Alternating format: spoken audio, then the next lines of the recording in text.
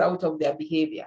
Like I told you, the client I had today is at the workplace, he's an alcoholic, he's almost losing his job. So it is the client to be able to examine his behavior, the way he's drinking, and the consequences out of it. He might lose this job. He's going to lose all the benefits. He told me he has never gotten any promotion. So, and is he really serious that he could have looked at what he's doing and what is making him the way he's acting and how it can bring out the consequences? So here you try to help the client so that they can be able to look at those discrepancies, like what they are saying and what they are doing is not matching, or the games they are trying to play in that session, they are just running away from the realities. You make them to be aware about that. Where there is any contradiction, like someone what is saying and what is doing is not matching, then you need to confront that. So you look at what you're able to observe. Let me put a show slide. Just a minute.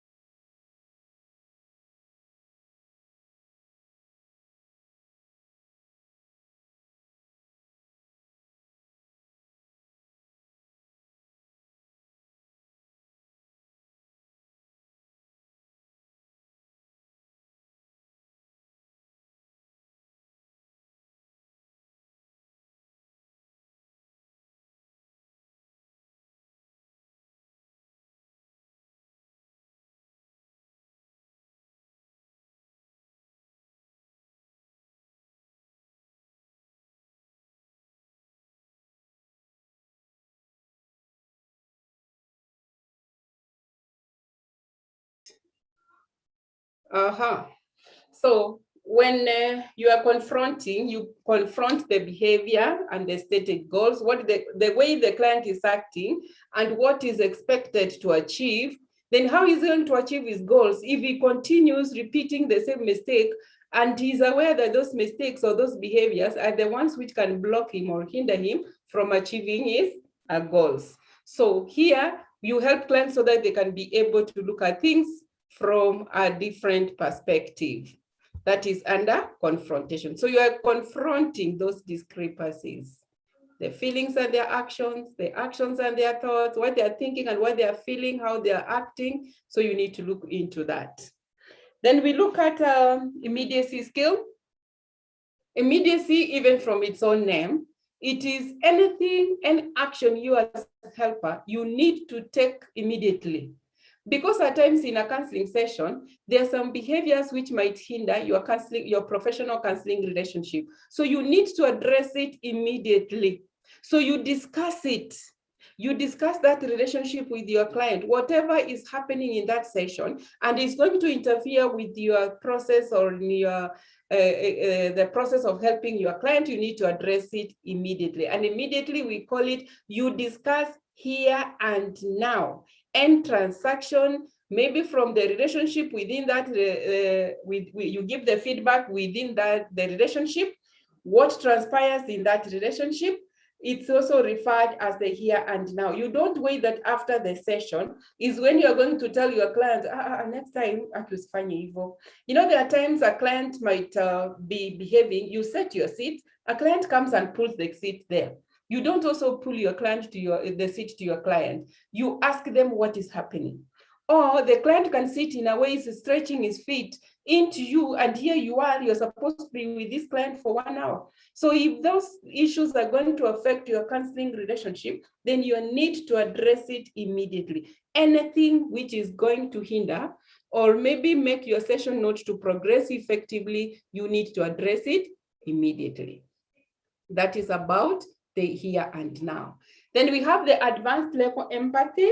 Advanced level empathy, it's different from empathy. Advanced is like you think ahead of your client. This is ability to discern and understand the deeper meaning or in what the client is exploring. Like you did English, yeah? English, whereby you are being told you read between the lines. So even here, you read between the lines what the client is saying and what is not saying, and how are you going to go deeper so that they can be able to understand, you also understand what is going on.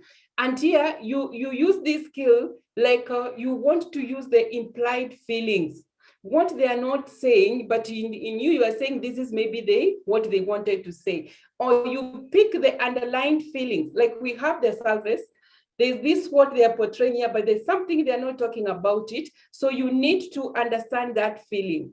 And here, what is going to assist you so that you can be able to understand those underlying feelings, you use the hunches, the guesses you have. You try to guess, and these are some of the terms we use. I can guess that you feel, because I'm not really very sure, but I want you to make me understand whether that is what you wanted to talk about. I have the hunch that the picture I'm getting from what you're saying is that the image I'm getting is one that you are so annoyed with this. So you try to think ahead of your client, but you remember to come back and you be at the same wavelength. You use those hunches, you try to explore deeper, you try to find out what this client is implying by reading between the lines, so that you get to understand what your client is saying. The other skill is empathy, which I guess we have done, and conditional positive regard and genuineness. And remember, I told you these three core conditions, they are skills. At the first time when we were doing the definition of counseling, we looked at them as an attitude. Now we have looked at them as skills. They're just the same way. The same way we looked at them at that time is the same way we need to look at them as skills. And there's a time we'll be looking at them as techniques. We have a personal development exercise. Like, as I told you, before you go to help other people, you have to understand yourself first before you go to understand other people. So I'm going to look at, we have done one personal development exercise. That was Johari's window. You remember the Johari's window under the exploration, which we have looked at. Then now we are going to look at the self-concept. This is another personal development exercise. I'll go very fast because we need to look at theories. So remember, it's self. It's about, when we talk about self, it's about I, it's about me, it's about an individual. So this is what we're going to look at. What is self, what is the concept, and what is the model? So what is self-concept? The self, and when we talk about self, it's about I, it's about me, it's about that individual. So it is the structure of personality of that individual. It's the structure of personality of me. What makes Flora to be who she is, you have to understand my self-concept. So it is a way in which an individual thinks about himself or herself. What do you think about yourself? What are you aware about yourself? It can also be described as a person's awareness of himself or herself. Like, what are you aware about yourself? You know, there are some people who are emotional, but they're not aware about that. There's some people who are humbled, but they're not aware that they are. So, and when we talk about this self-concept, it is that central meaning. It's a system of that central meaning that an individual has concerning himself. You know, there's that you have concerning yourself and his relation with the external world. How do you react with other people around you? Are you aware that when you're with other people, you don't respect them, you don't listen to them, you don't give them space, you are the only person who is taking control of everything? Are you aware about that? How do you evaluate yourself when you are with other people? Or you as an individual, how do you behave when you are with the other people? So such like evaluation are the ones you're going to look at. How do you evaluate yourself? And this self-concept is also defines a territory, that a way we can be able to find out our way within how we are reacting or in interacting with other people. So the model self-concept defines a person and helps to understand this person. So for you to understand who we are, when I say who we are, we own it up, I, or me, or that individual, you have to understand this self-concept. And this model is the one which is going to explain the particular situations. It's a way of illustrating or demonstrating a particular situation. So when we talk about the self-concept, it has 4 components or 4 elements. So these 3 or 4 elements, here they're talking about 3, but we add 4. One of the elements is self-image, ideal self, self-esteem, and we have body image. So the components of self-concept, we have the self-image, body image, ideal self, and self-esteem. So this is what makes you and me. This is what makes me. This is what makes you as an individual. So when we talk about the body image, this is about the physical appearance of an individual. How do you perceive yourself, your body looks like? And how do you think your body looks like? Like even when we talk about the body looks, is the physical appearance is about the walking style, your posture, your complexion, your size, your shape appearance. You know, it can have an impact on an individual. There are some of us, when maybe you are told you have reduced, you feel sick. And there are some when they're told they have added, they feel so bad. So how do you perceive your body, the physical character, the traits, the features about your body? And this is what you don't have control over. What maybe there's that you're seeing yourself, and there's that what others are seeing in you. So knowing nothing else about the person, or how you can be able to describe the way you look. That's why some of us, we feel like we are not, our body is not, it was not built well. We want to add, and that is why, because we are not happy with your body image, your hairstyle, your hair, your clothing, your nose, your feet, all those ones, the figure. So that is about the body image. Then we have self-image. Self-image, this is how an individual perceives himself or herself, which includes, by the way, feedbacks from the society and which have been internalized. And like those labels we are being given. Self-image is like when we talk about those labels we use to identify ourselves. That's why you're told you are an HR, you are a church leader, you are a guild, you are a leader somewhere. Maybe you, whatever role you are playing, it can give you an image. Or mama so-and-so, baba so-and-so, you know, that's an image. Even in the organization in which you work. So the idea one has of the abilities and personalities. Maybe you are hardworking, you are a person who is lazy, you are a person who is polite. Those gives us a body image. And then we internalize, we make them to be part of us, and it becomes part of us. Okay? So how you see yourself, and each one of us, we have different ways we see ourselves, depending on the expectations or responsibilities we are given or behaviors we adapt in certain situations. By the way, they give us they give us a self-image. Like personality traits, you are outgoing, you are friendly, you are lazy, you are kind. Those are the images. So here it depends also the responsibilities you are given, what you're expecting, the way you are conducting yourself, or the roles you are playing, they give us the self-image. So I'll not go there. Then we have the other component of self-image, which is a self-concept, is the ideal self. Ideal self is what you as an individual would like to be. And it's also a set of beliefs that an individual holds concerning how he or she should behave. And like when we talk about ideal also, it's like how you wish you could be. That is why we say that as we are here, we are doing we are doing this training. We want to get those points. That is where we want to attain the point. So that is our ideal self. The way we see ourselves and how we could like to see ourselves do not quite match.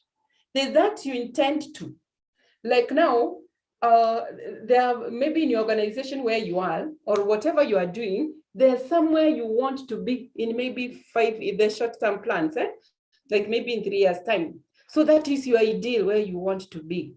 But whatever maybe where you are and where you want to be, it might not always match. You might reach there and you see don't change. But what are your future plans? What is this you want to achieve? Where is this you want to be? Or you could like to be like who? Because if you want to be like who, you have that capacity to strive for this fulfillment. You want to strive towards that. So that is the ideal self. So I don't know, maybe what is your ideal self? Where do you want to be in 3 years time from now, in 5 years from now? And then we have the last component is the self-esteem. Self-esteem, by the way, you as an individual, how do you evaluate yourself? What is your self-worth? What is your personal value? Like, how much do you appreciate or like yourself? And mostly we like saying people don't like us.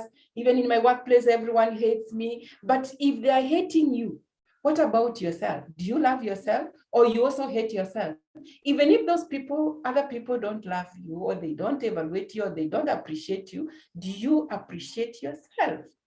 So this one, it involves some variety of beliefs about ourselves. Is it that people have to evaluate you to give you positive feedback so that you can be able to know or to feel like you're a person to be appreciated? So you need to appreciate yourself first before other people appreciate you. And that's why we say, what is, if you were to go to a marketplace and you're told you tie yourself with a price, how much do you think you're worth?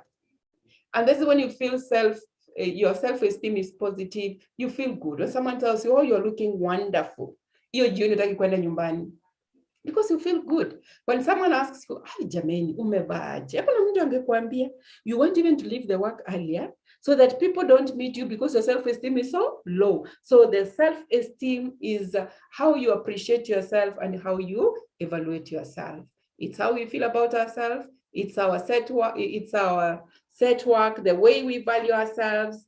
It changes depending on circumstances. By the way, wherever you are, our self-talk, it enhances self-esteem. When you're always having negative self-talk, it will make your self-esteem to be low. So, and the general way we feel about ourselves, that's why at times I say, I don't want to be like them. I want to be, yes, maybe you can be able to struggle to be like them in a positive way without you getting stressed out.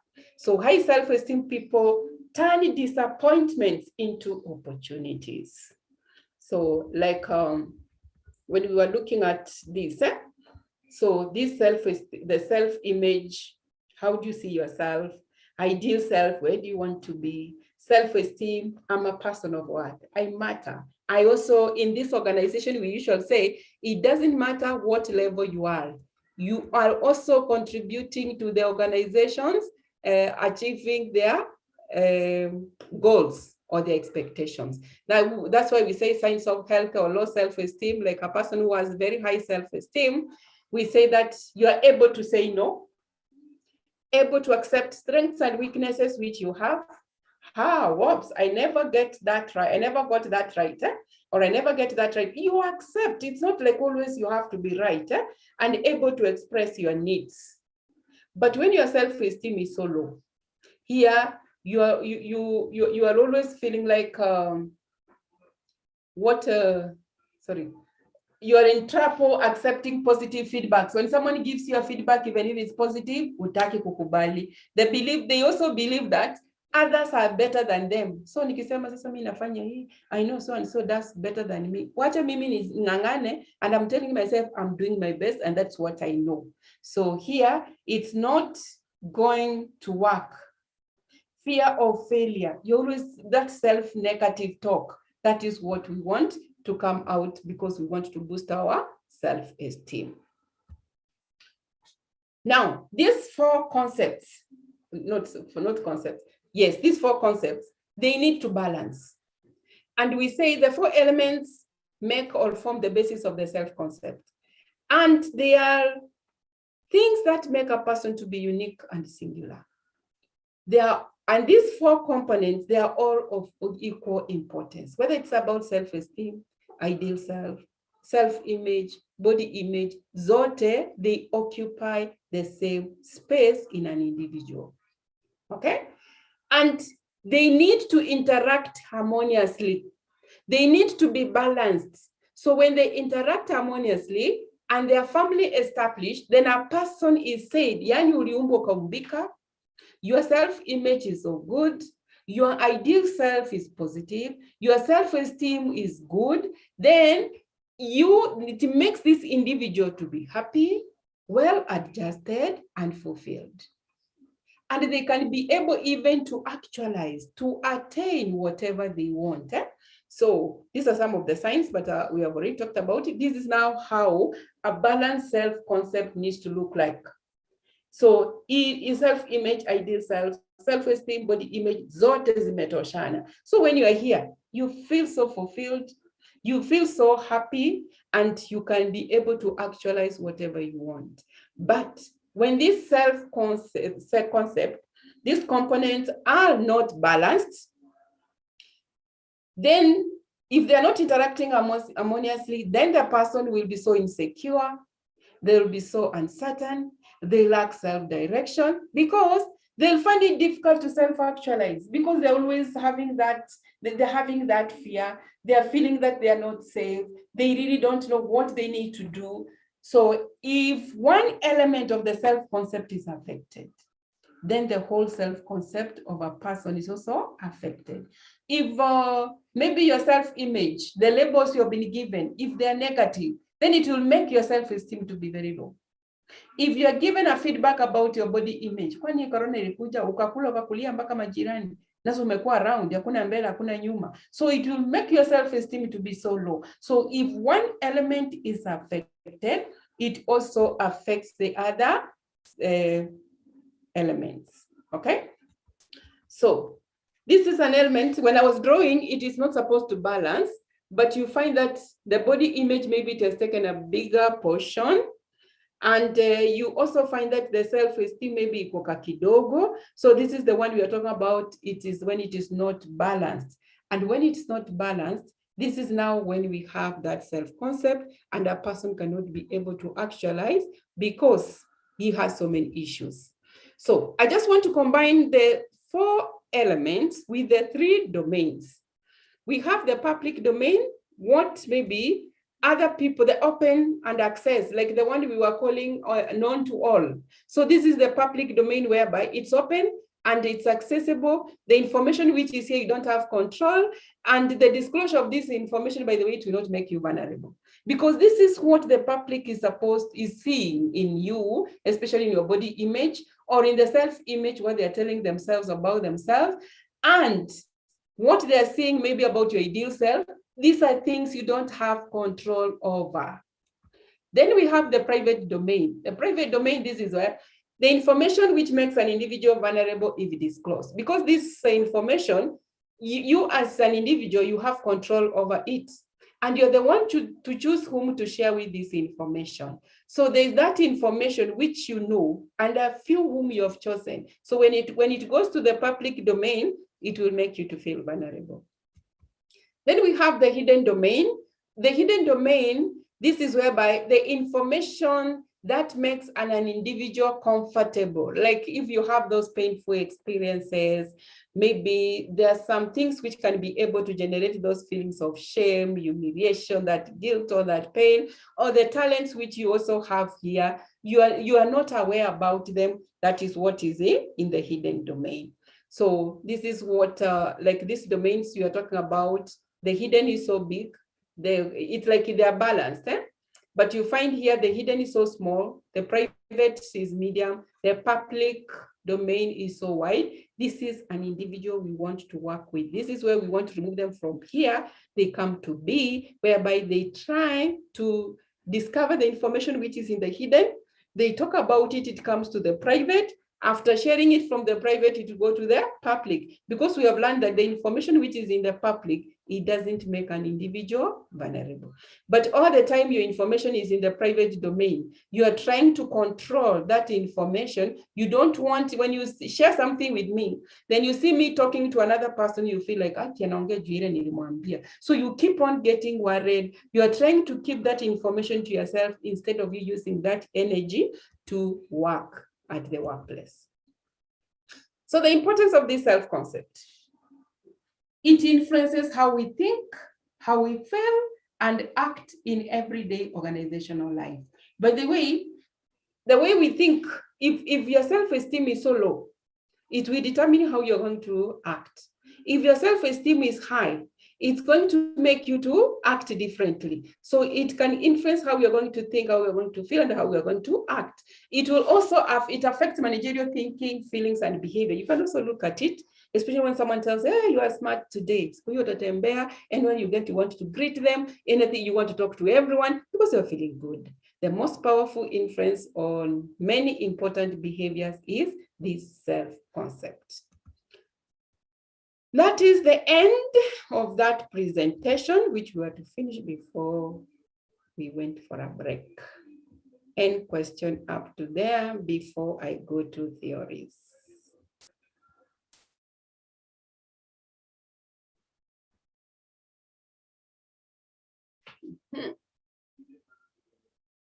Any question? Hi, Flora. Hi. I just joined. I was not able to join the session in the morning. However, I'll try and catch up on YouTube. But I think the glaring difference that I'm seeing from counseling and coaching, we are doing coaching right now, right? Yes. Okay, so then maybe I'm going ahead of myself. So let's go through the coaching session, then I'll be able to contribute. Thank you. Okay. Thank you so much and welcome. Thank you. Yes. Another clarification before I introduce the next topic?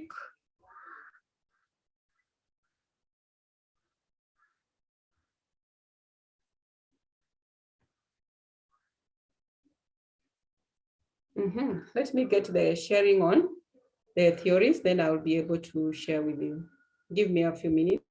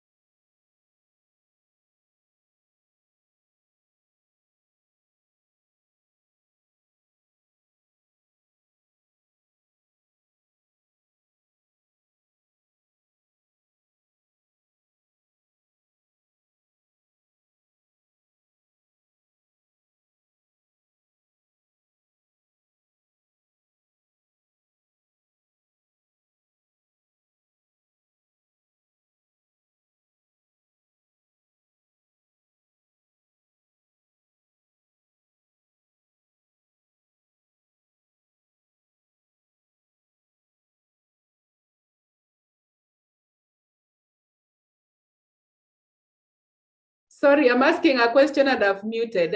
Are you seeing something on the screen? Yes, we are able to see theories in counseling. Okay. Thank you. I want us to look at the theories. There are very many, and at times they are confusing. That's why I told you in counseling, we have to use some skills, specific skills and techniques. We have looked at skills. Now we want to look at theories whereby we are going to get the techniques which we usually use when we are assisting our clients. So, and what I want us we look at, I might not go to, and that's why we ask, we don't just ask our clients questions. We ask a question with a reason. And that is why, okay. And remember, that is why we are saying, anytime you're asking your client a question, you have a reason why you're asking that question. And these theories at times they're so confusing, but try to understand the concept.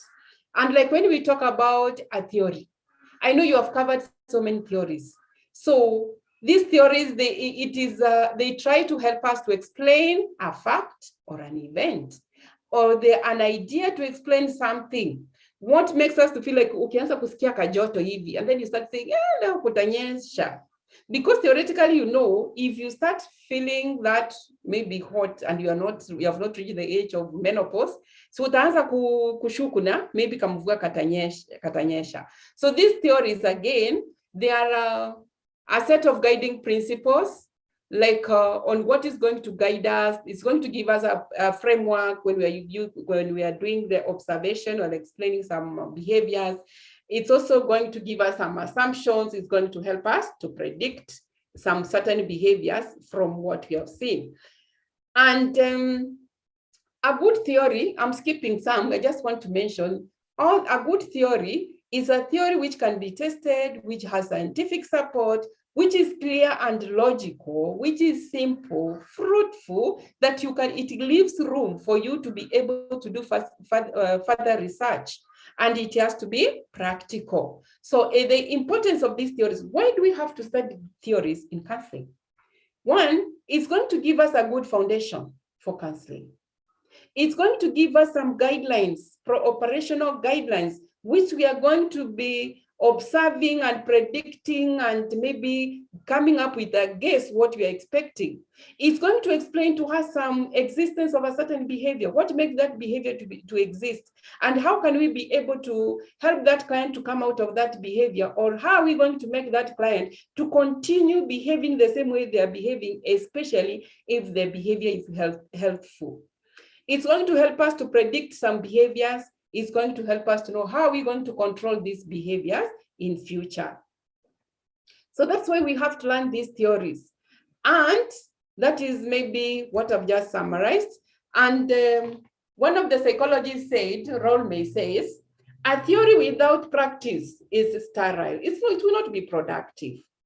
And if you're going to practice, like now you have learned those skills, we have known how to take a client through a process, we have looked at the counseling skills, and then we want now to take a client through a process. If you're going to do that without the knowledge of theories, it's like you are blind, and it will be very dangerous because you really don't know even what you are looking for. So we need to have the practice of these theories, which is going to help us. These theories are classified into 4. I just want you to grasp something here. The first 4 theory, we have psychoanalytic approach. It can be called psychoanalytic. It can refer to psychoanalysis. It can also be called psychodynamic approach. That is the first 4 theory. Then we have the second 4 theories, which we call behavioristic. Behavioristic theory, we have 2 theories under these behavioristics. They are behavioral theory and cognitive behavioral therapy or theory. This is the second force whereby we say they are behaviorists. They have the same concept, but we are going to see the difference they have, but still they are under the behavioristic. Then we have humanistic approach. Humanistic approach, this is now how they started appreciating an individual, and they were saying this person has the capacity and has the resources and the potential to sort out their own issues. They are the ones to lead as we follow. We are calling them humanistic. So under humanistic, we have person-centered and we have Gestalt theory. Then we have the 4th one, which is family system, but we are not going to look at it now because it is, we are not going to cover it now. You as HR, you need to at least have a background on those 3 forces. So the first force theory is psychoanalysis. And the founder of this theory is called Sigmund Freud, who died the other day. I usually say it's the other day because it was 1939. Maybe it's how old I am also. The analysis is viewed in 3 perspectives. He talks about the model of personality development. This is where we are going to look at the psychosexual stages of the development, the structure of personality, among the many. Then as a philosophy of human nature, how was he viewing human beings? Then as a method of psychotherapy, how we're supposed to help these clients when they are going through this. These are some of the terms. I'll not be able to go through them now, which we need to use. But one of the key concepts, and key concepts, they are meant for you as helpers. the client doesn't know about the core concept, the concept. It's you, the core concept, they are supposed to help you to have some imagination at the back of your mind, so that when you are listening to the client's issues, you try to see which concept this client's issues is coming from. Then now you come up with the intervention, which we are going to look at the techniques. So one of the key concepts under psychoanalysis is the philosophy of human nature. How was Sigmund Freud viewing? Maybe before I give you the key concepts, I could have given you a brief background about Sigmund Freud, so that you know where he has come from, what made him to come up with this theory. And for Sigmund Freud, he was a Jew. He grew up in a hostile environment, and he was from a very large family of 8 siblings. And his mother was the second wife. And they lived in very poor conditions. So at age 17, he had joined a University of Vienna, where he studied medicine. And by age 22, he was teaching medicine in the same university. And after that, he became, before becoming a lecturer, he started teaching medicine. And he felt that he was in that medicine by default. He wanted to deal with his clients from a social perspective, yani kawaida tu, to understand what was making them to have the issues. So he studied psychiatry. Imagine I took medicine and then I could study as a psychiatrist. So he studied that, and he wanted to know what was making his patients to suffer from mental disorder. That's why he told the psychiatrists, they're medics. They can prescribe medication because they know they have studied that. So he realized still he was not in a right profession. He studied again what he called hypnosis. Hypnosis is whereby he was making his clients to lie on a couch facing the ceiling, and then they talk about their issues. Still, he felt that, hapa bado sijafika. Then he departed from that. He studied what we call emotional expression. When you talk about emotional expression, this is whereby he wanted his clients to express. Remember, we talked about emotional fitness and health. You express through what he called free association, by making their clients to talk about their issues. And this one helped him. And here people were talking freely. And during this time, people were talking freely about sex. If you listen to this theory, they are more about sex. I don't know what you understand about that, sex or sexual issues. And during this time, talking about sex was a taboo. So his clinic was closed down. So he was put into isolation. And during this time, he subjected himself to the same therapy, whereby he discovered that all his conflicts were sexually related.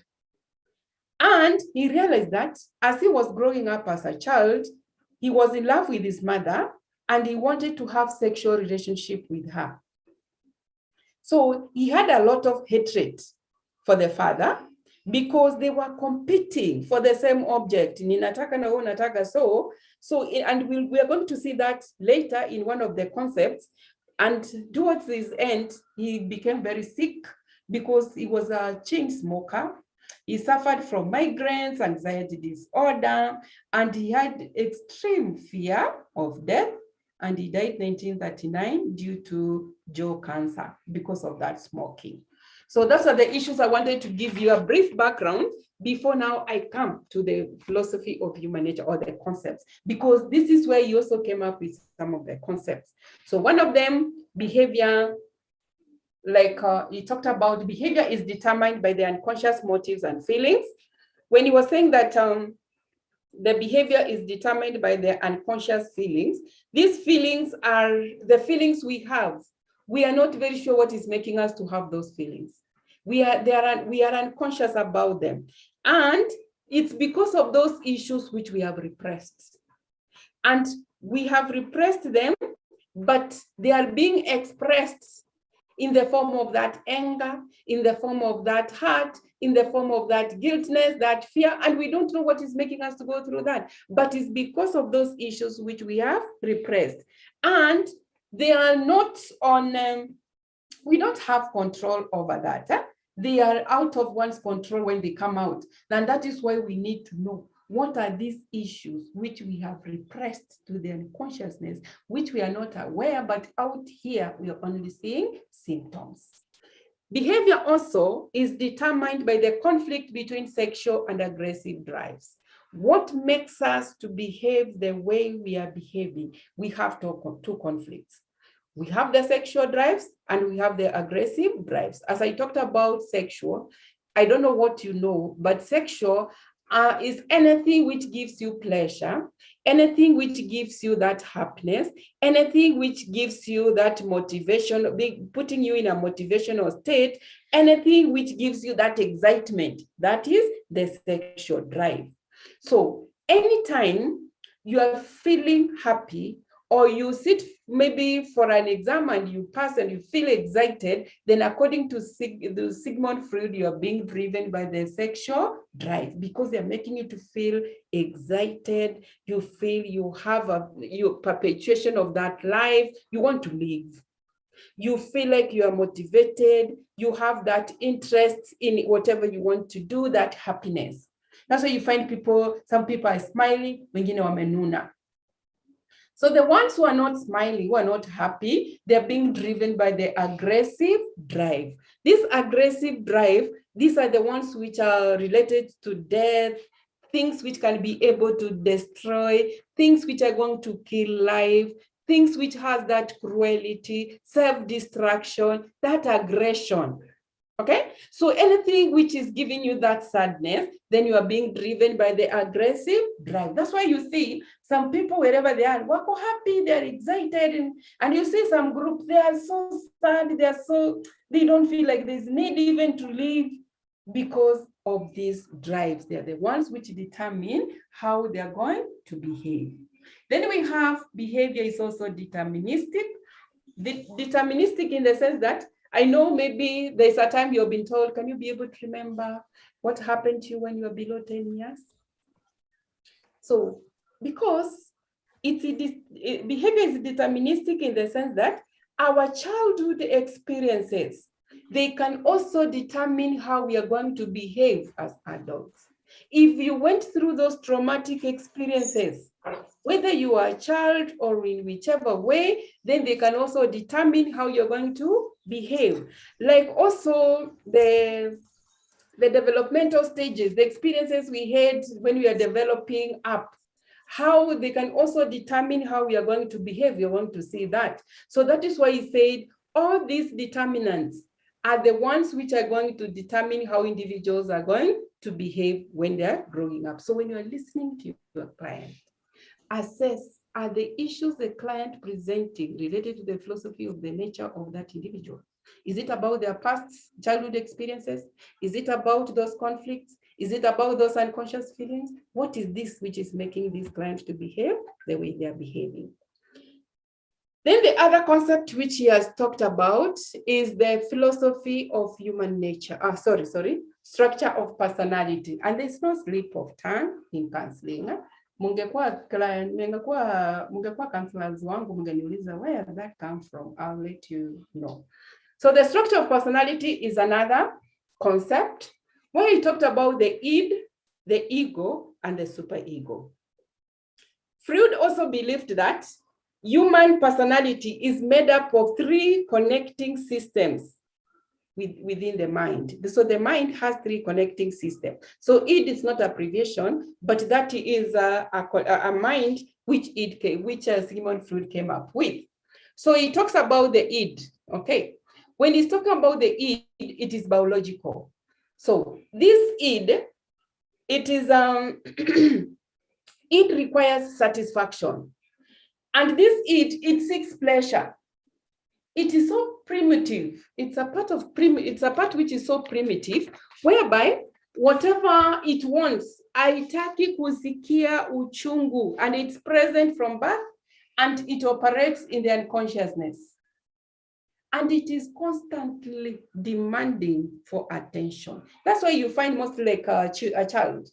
Ni kulia, kumwekea kanyonyo kwa mdomo ananyamaza, because that's what they want. They want that attention. They keep on demanding. This mind, it is so immoral.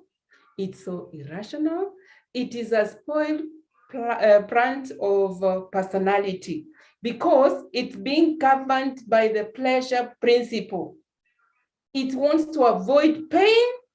Tension is as any pamoja, it only wants pleasure. Then we have the ego. Let me show you this so that when I'm talking, okay. I've talked about the id, so I'm going to the ego. The ego, this is a psychological component. It is a manager. You can see it's in between, and those arrows, zinaiangalia. So it's a manager. And this personality is aware of reality, in the sense that it is constant in touch with the outside world. Whatever it's doing, it is, yes, I want this, but what is out here, can it really be able to meet this? So it has needs, yes, but it is not about itself. It has also to look at the external world. And it is that part of the mind which also considers the consequences of their actions. That if I'm going to do this, what is the outcome? By the id, it doesn't care about the outcome. It wants that satisfaction. But the ego, it's yes, it needs, but it's looking at, yes, I want it and I want to do this. What will be the consequences of my action? Because it is in touch with the external world. And this ego, it is so logical, it is so rational, and by the way, it is the one which assists when you have a problem. It can solve a problem, and it can help you also to make decisions, good decisions. And this one is being governed by the reality principle.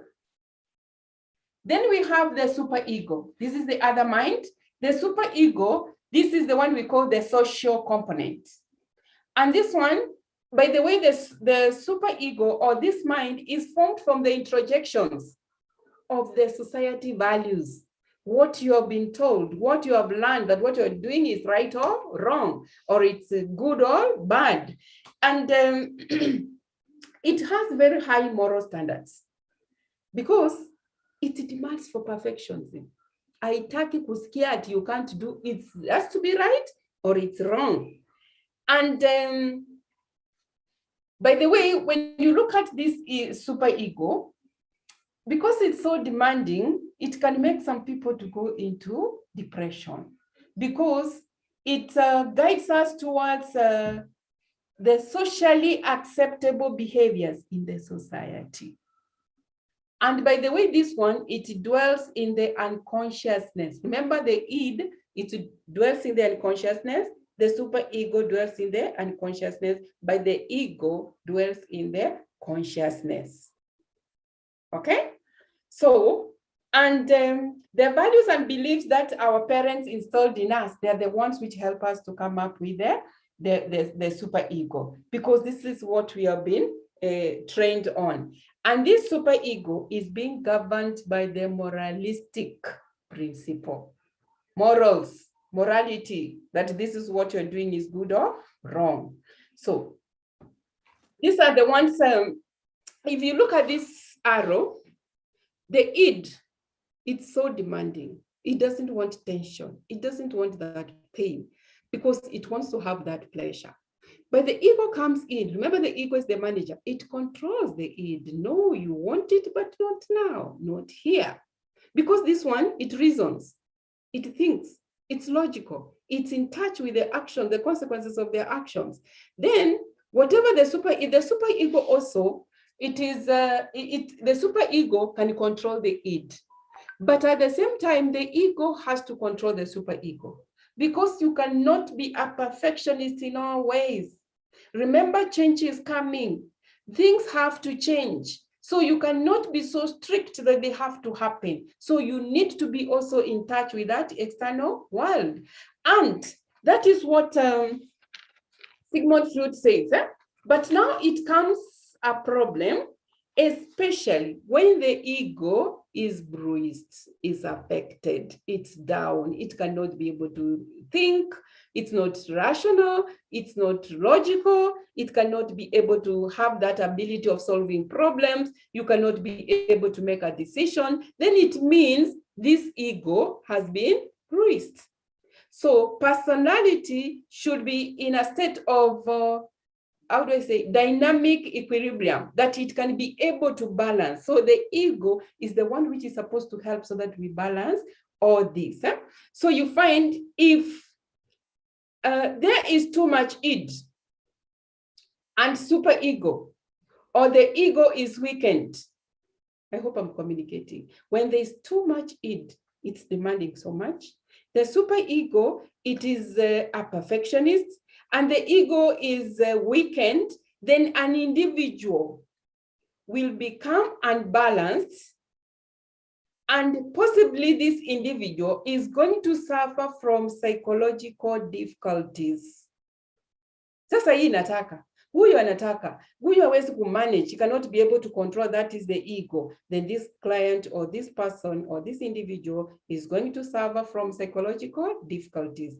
And on this basis of the psychoanalysis explanation, it can make an individual to have the mental health. And that is why we need to help our client so that they can be able to strengthen their ego, so that they can be able to balance the other minds. That's why you find here, the id says, I want to do that now. Ego inamwambia, tafadhali, sio hapa. Maybe we can compromise when you can do it. Then the superego says, it's not right to do that. Yes, it's not right. The ego will come in and reason. It's not right, but can we reason? Can we think and we look at the ways we can be able to assist one another? So this one, it has to control these two systems. So when a client comes to you, it's you to know, is it the ego which is not strong, that it cannot be able to make a decision? Is it the id which this person is being guided by the id? Is it about the superego? And where is the ego which is supposed to control this? The third concept, the psychosexual stages of development. This one I'll just mention them so that when maybe later you go back, you'll be able to get more details. Like when we talk about psychosexual stages of development, this is according to Sigmund Freud.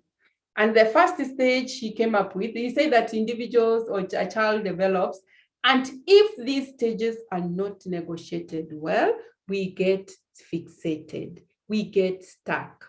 In the sense that that's why we say the deterministic behavior is deterministic.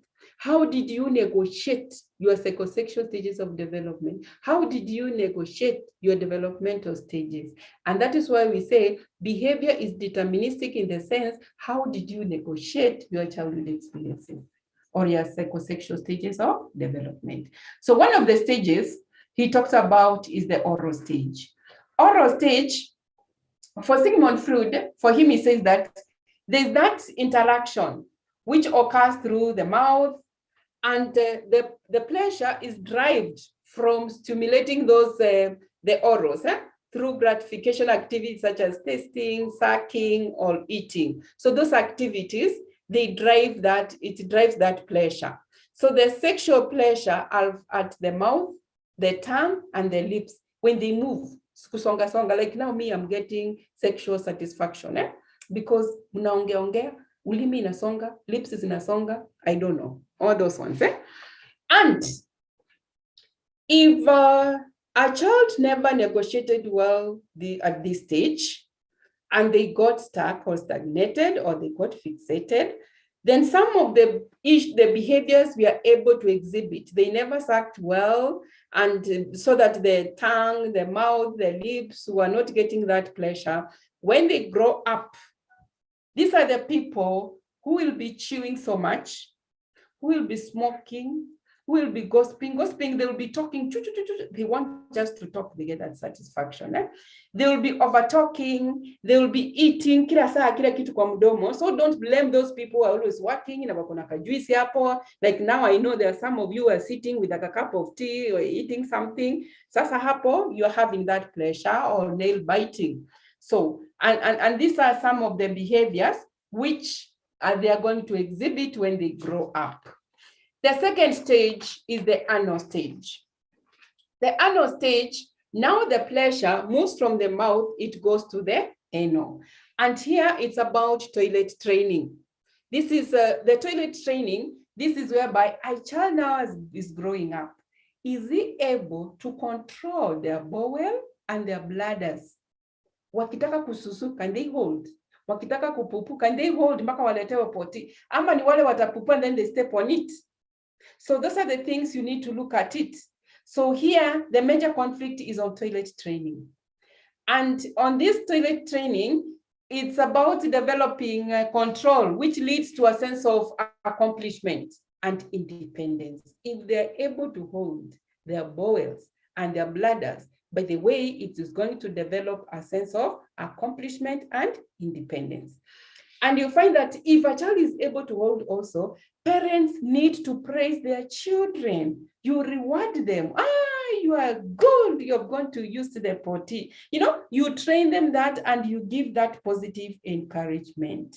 This one is also going to help that child to appreciate themselves. And if a child is not able to negotiate through this stage well, like they are not able to hold the bowel or the bladders. Kuna wale wanapupu, wanakumbuka kikombe wameacha huko, wanarudi wanakanyaga juu ya ile pupu, then they continue with their activities. Hawajui, or their pampers, mnaita pampers ama ni diapers, zinakuwa wet mpaka zinasag. So those are the ones who are, we can say, who are not able to control their bowels. Then when they grow up, we have two characters here. We have anal aggressive and we have anal retentive. So when we talk about anal aggressive, these are the ones who are not able to hold their bowels or their bladders. Ni kususu na kupupu na kukaa nayo na kufanya nini, they don't care. Mpaka inaweza inasag and they don't feel anything. So when they grow up, like you and me, these are the people who become so lenient. They have that lenient approach. These are the people who are so messy. These are the people who are so wasteful. These are the people who are destructive. They are so disorganized. They are so disorderly. They are stubborn. They can throw tantrums.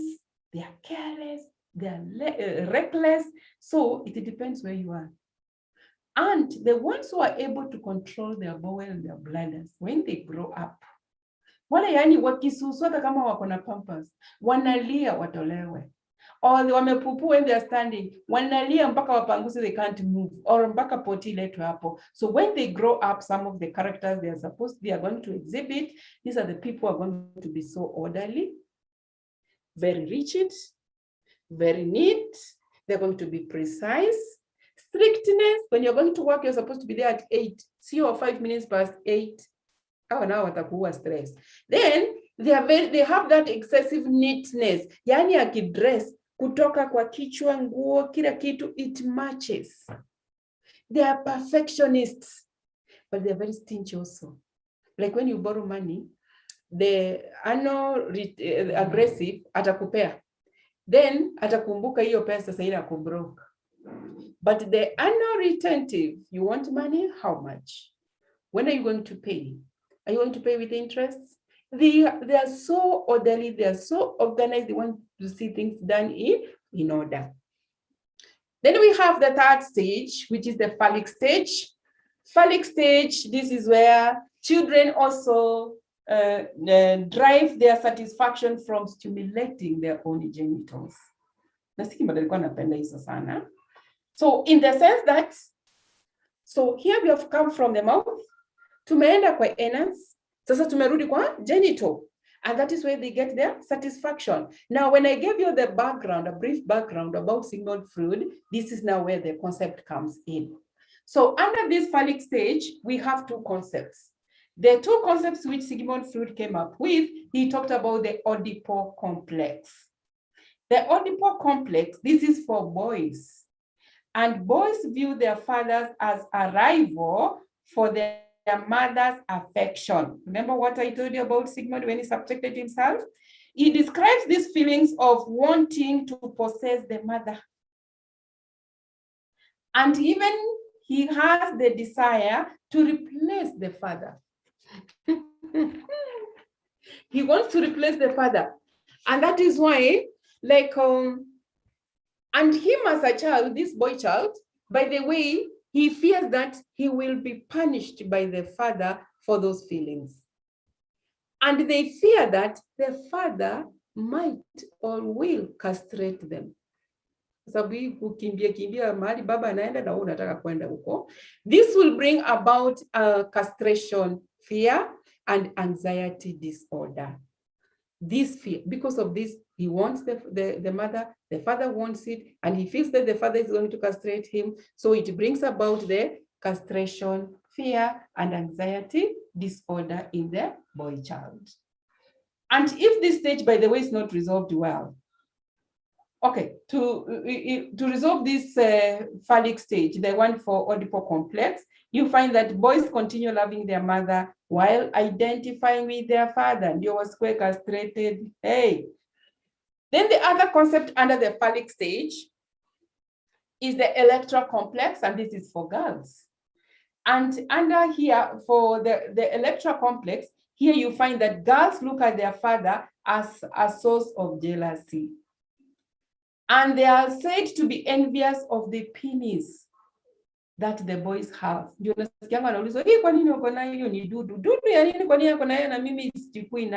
So they have that envy why they don't have that penis.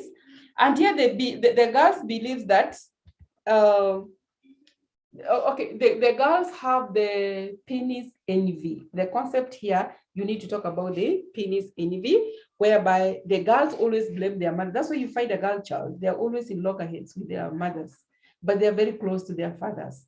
And you always see, naturally, the boys are close to their mothers, and the fathers are like, what are you doing with your mother? You're not supposed to be in the kitchen.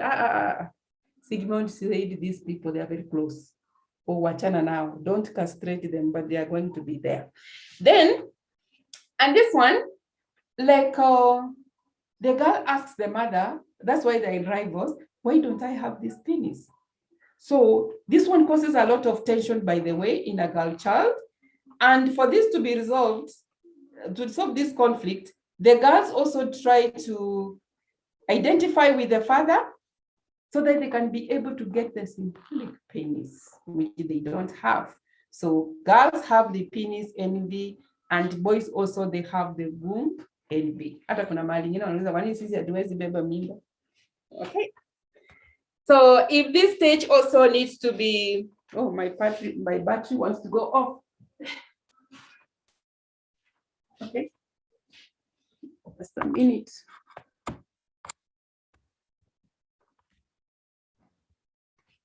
Okay. So for this stage also, if it's not negotiated well, a fixation occurs which manifests in homosexuality for boys and lesbians for girls. Then the fifth stage is the latency stage. The latency stage, this is where now those, it replaces, like the sexual feelings are inactive here. And you find that the social activities now takes control here. And you find here, children play with children of the same sex. Girls with girls, boys with boys, cha mama, cha papa.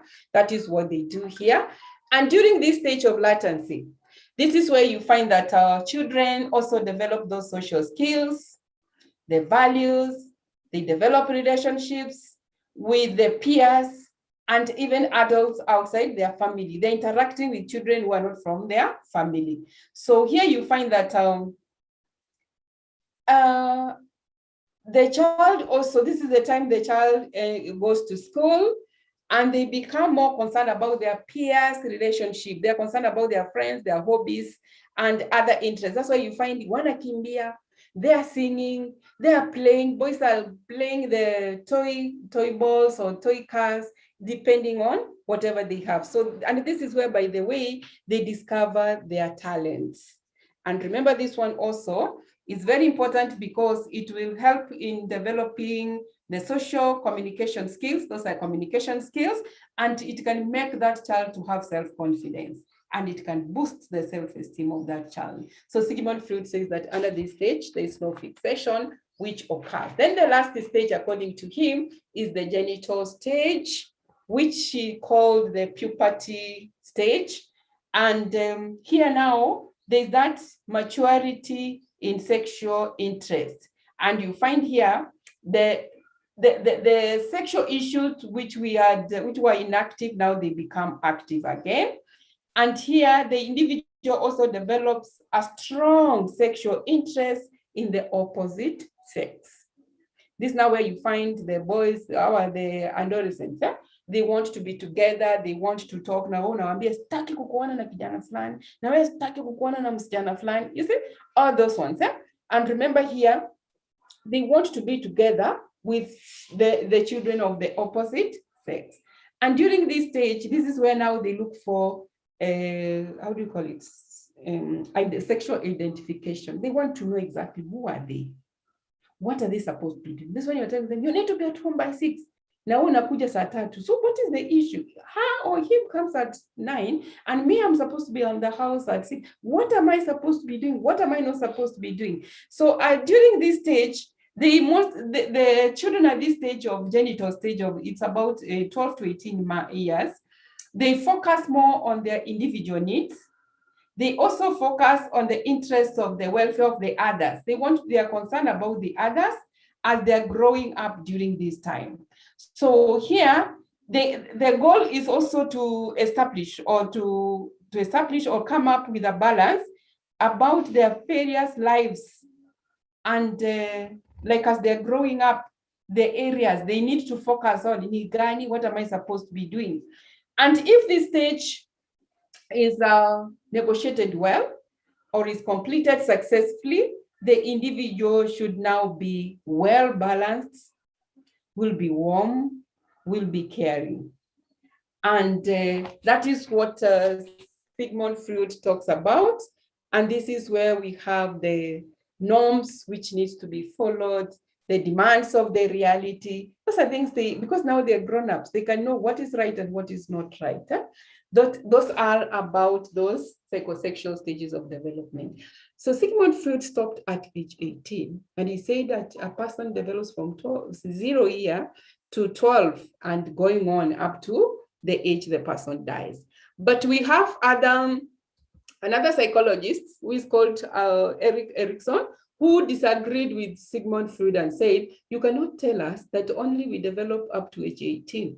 So Erikson came up with these stages, which are he came up with 8 stages, but Sigmund Freud came up with 5 stages. So please, I'll not be able to go through this, how he talked about the psychosocial stages of development. This is Erikson, who disagreed with Sigmund Freud on the psychosexual stages of development.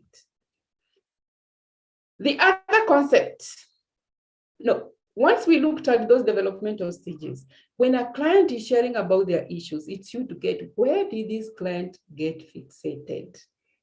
Which stage did he or she did not maybe develop well? And that is what determines a behavior. The other concept is about anxiety. And when we talk about anxiety, when you have that tension and you are compelled to do something, and always there are times like now, there are some people who have anxiety like this time, this season, most of the institutions, they are doing their exams. Like when you talk about CASNEBO, you're talking about CHRP, you're talking about NEC, most of the organizations, they're doing the exams. So people are having tension and they're compelled to do the exams. So there are 3 types of anxieties. We have the reality anxiety, we have neurotic anxiety, and the moral anxiety. Reality anxiety, these are the normal things, the ones which are in existence, the ones you know, like you fear darkness, like you fear heights, like maybe you fear death, something like that. That's a reality. Yeah? So we also have the neurotic anxiety. And that is why we say, some people say they fear and they really don't know why they are having that fear.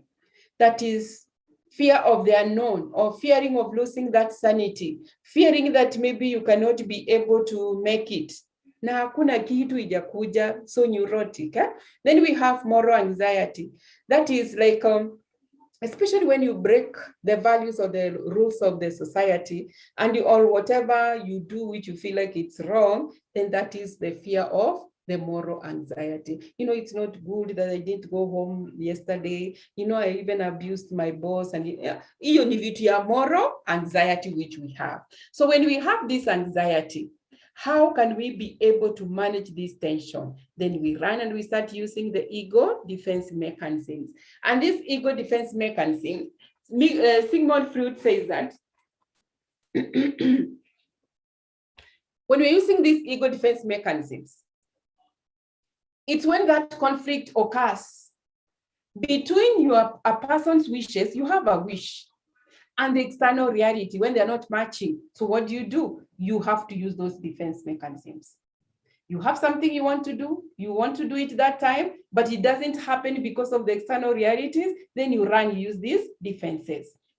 And he's saying that it is okay to use these defenses because these defenses, they protect us against extreme discomfort and tension. When you have that tension, when you have that discomfort, utakimbilia those defenses.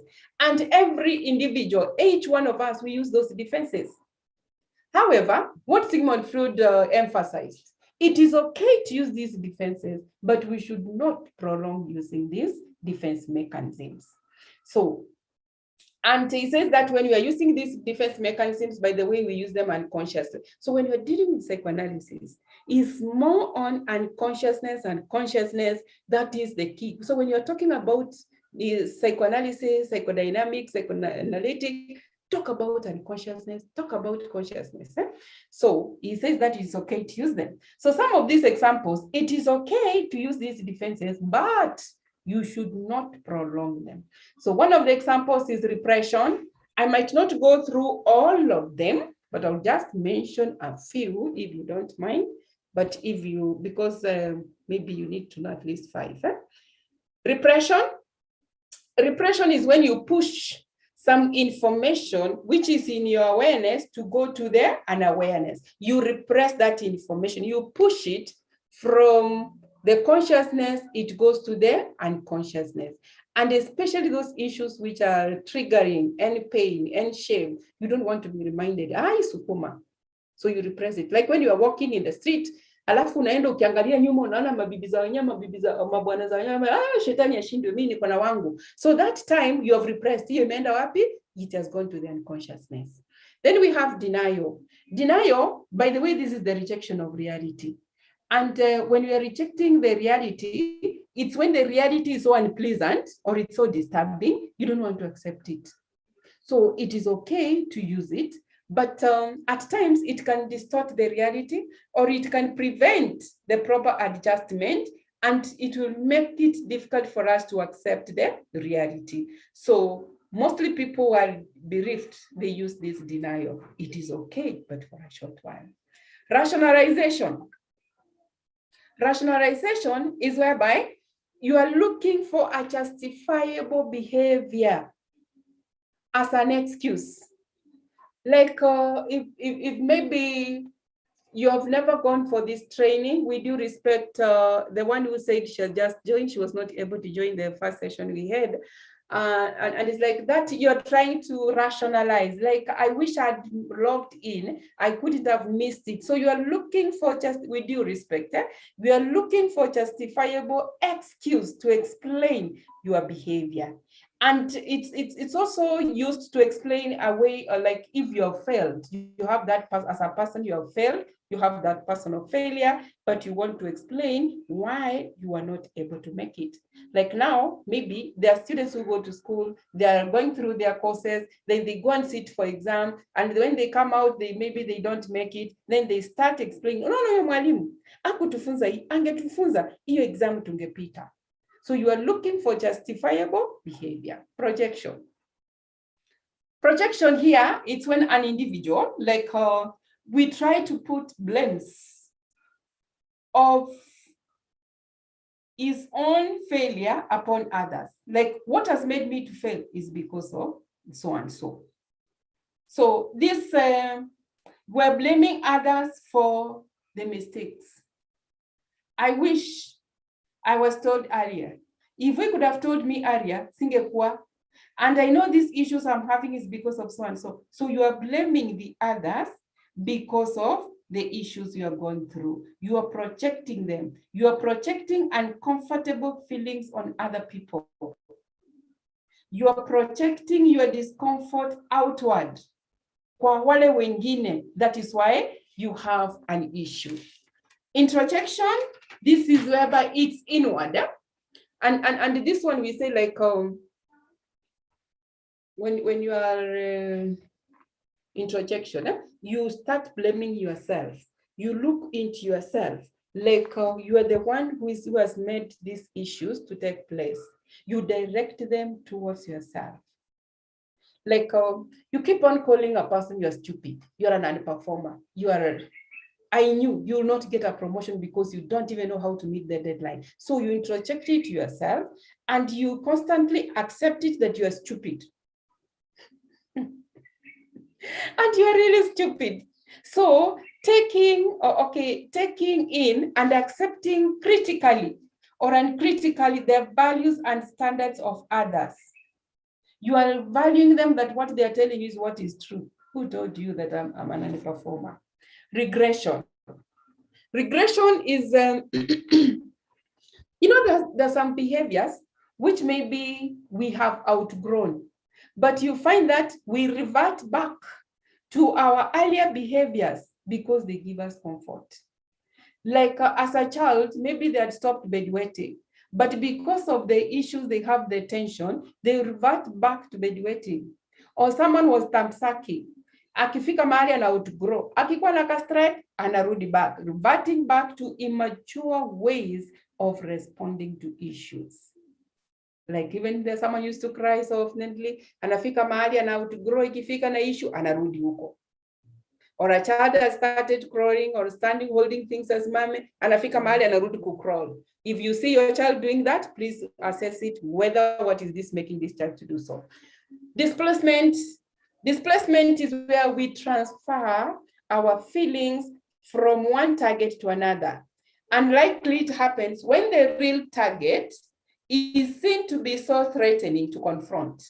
If your boss abuses you, you cannot go ahead and start abusing your boss. Utamwaga unga. So what you do, you come to your colleagues who are under you, ndio unarelease ile pressure. And then those ones, they go to the other lower category. So that is displacement of anger.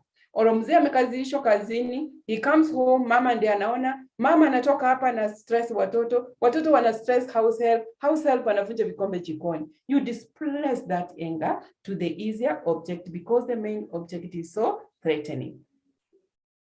Reaction formation.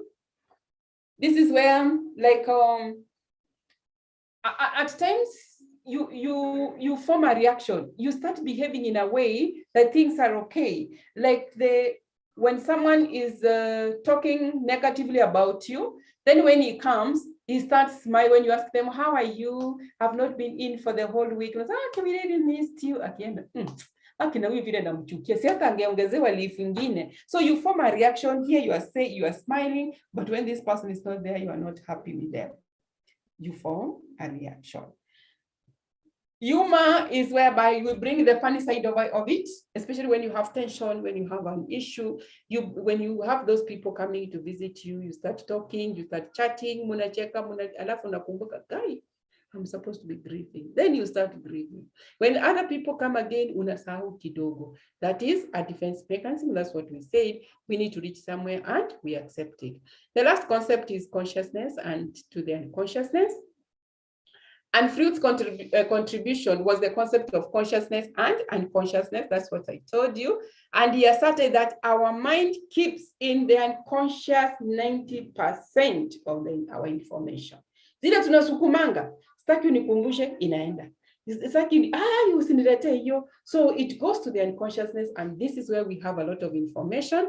But what we can be able to remember, what is in our awareness, what is in the consciousness, is only 10%.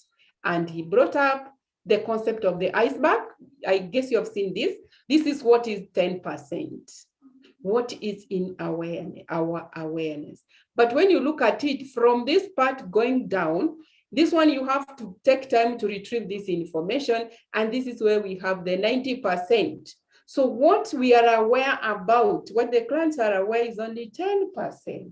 So we have to do a lot so that this client can be able to retrieve this information, then they bring it to the consciousness. That is the iceberg. You can see the tip. What we are aware is very little. What is in the iceberg under there, it's a lot. So those are the levels of awareness. Then now we come in with the techniques. How do we help clients? Okay, how do we help clients when we are psychoanalysts? How do we intervene when clients have issues which they have repressed to their unconsciousness? How do we help clients who are not able to share about the issues they are going through? So one of the techniques under psychoanalysis is maintaining analytical framework. Are you going to be that irregularity and consistency of meetings? Schedule meeting, let it be, and let it be there. You agree on when you're going to start and when you are going to end the meeting. You end it on time. You have those basic boundaries in the counseling. You know that you're having a professional relationship. You need to give your client their space. You also need to talk about the issue of confidentiality. The second technique, free association. Remember I told you when I gave you the background that Sigmund Freud was making his clients to talk about the issues they are going through, whereby they were were venting out through that talking, which was a catharsis, but they were freely associating, whereby you allow your clients to verbalize, to talk about the issues they are going through without them censoring, without you interrupting them. Mtu anaongea tu, and talking alone, it's a healing according to Sigmund Freud, and that is a catharsis. Catharsis is whereby a client is able to vent out their emotions, their anger, which they have. And then we have another technique, which is analysis of resistance. By the way, this resistance is whereby mostly you find that when we talk about resistance, these are things which can be able to hinder a counseling process. The unwillingness of the client to share or to discuss their issues.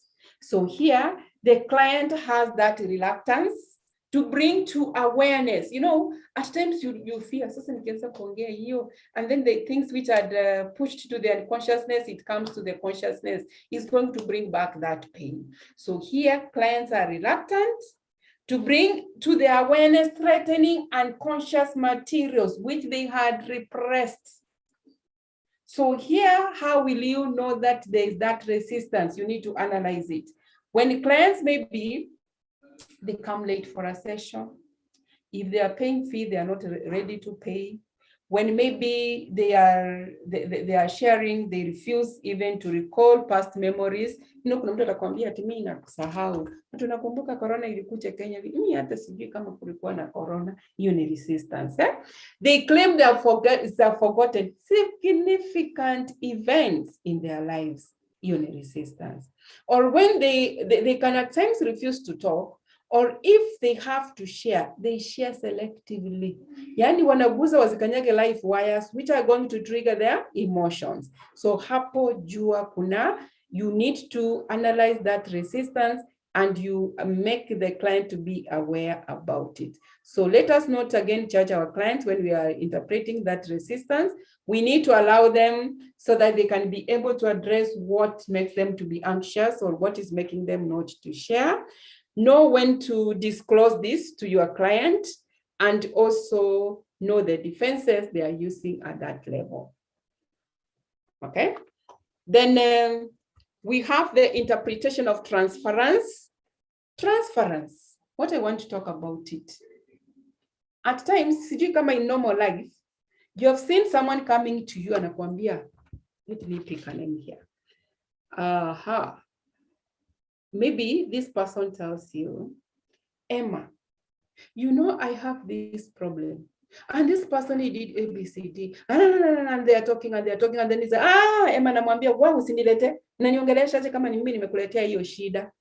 What this client was doing is transference, where we say a client overreacts to the therapist.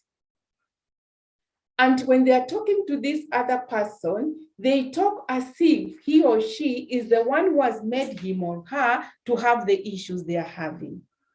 So it's like they overreact. Mtu anakuongelesha ni kama kwani mimi nimekuletea kuacha kuniongelesha hivyo. That is just here the underlying issue is the client overreacts to the therapist. You as a therapist or a client or as a counselor, you need to be calm. Let the client vent out, let them overreact. And when they gain that calmness, you can even ask the clients maybe what came to their mind as they were sharing about that issue. Because here they are releasing all feelings of an emotional catharsis. You need to interpret this, and this transference can either be positive or negative. Kuna inaweza kuwa mzuri, anakuongelesha because anakuona like someone he loves or he likes and he talks positively about you, or he'll see you as a person who has made him to go through these issues which are negative, the person who is hurting, the person is all those ones. So it is you to interpret the transference. Is it positive or negative? So here, allow the client to transfer their feelings. When calm, ask them what was going on in your mind as we're talking about this. So clients overreacting to their therapist. I also like combining with the, I also like combining with the, just a minute, the one for counter-transference. Counter-transference here, this is where a therapist or a counselor overreacts towards the client. I guess you're getting the difference. The counter-transference is the therapist overreacting towards the client. And by the way, when this happens, please, you need to seek for therapy. You need to go for therapy. And here you need to understand the difference between therapy and supervision. When clients go for therapy is when they have their personal issues and they feel like they need to go so that they can be able to be aware of what is making them to behave the way they are behaving. But when you go for supervision, you have taken a client through a session, and through this session, you got stuck as a helper. Then from there, you go to meet the fellow supervisors, a panel of supervisors whom you're going to share on what you did with your client. Then from there, what you did and how the session went. Then from there, the other panel is going to guide you or to give you some tips on some things maybe which you overlooked, or some tips on what you're going to look at when you're going to have the next meeting with your client. That's now when you go for supervision because you're getting stuck of the client's issues. Interpretation is like, remember when you're doing interpretation of transference, interpretation of counter-transference, interpretation of resistance. So you will explain the meaning of these behaviors. You're going to explain the issue of free association. You're going to interpret this dream analysis. You need to identify and you clarify whatever materials the client is going to bring, then you interpret that. So you help the client to make sense of this to their lives. So you're trying to interpret when someone maybe has a dream, you're going to look at it, what it means. You try to, and you pay attention, not only to the content, but also to the process they are conveying that information. Okay, so those are the things you need to interpret in that session. The catharsis is the one I talked about, emotional release, whereby you try to help them to eliminate of those negative emotions, which maybe are affecting their behaviors, which are making them to feel so traumatized. So clients talk to express of their emotion. They vent out through that talking. That is the catharsis. Interpretation analysis of dreams. Remember, this is also a very critical technique under dream analysis, under psychoanalysis. Like when we talk about the issues we have repressed to the unconsciousness, And that's where we say 90% of the information is. The other way, one of the ways to retrieve the information which we have repressed to the unconsciousness is through free association. The other one is through this dream analysis. And that is, he says that dreams are the royal road to the unconsciousness. For us to reach that 90%, you can ask your client maybe the dream they have had. What have they dreamt about? And those dreams, mostly he says, whatever you dream about, it is like the wishes which you had, and those wishes have not been fulfilled. So we have repressed them. So we use those during this time when we go to sleep, the ego defense mechanism is weak, it's lower. So you find that as the defense is supposed to control, that whatever information we have repressed is itoke nje, because now the ego is weak.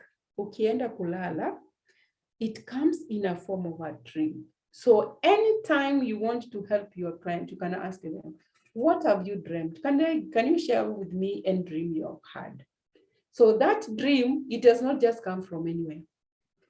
There's somewhere it has come from. So someone talks about, I fear someone was chasing me and ABCD. So where has this dream come from?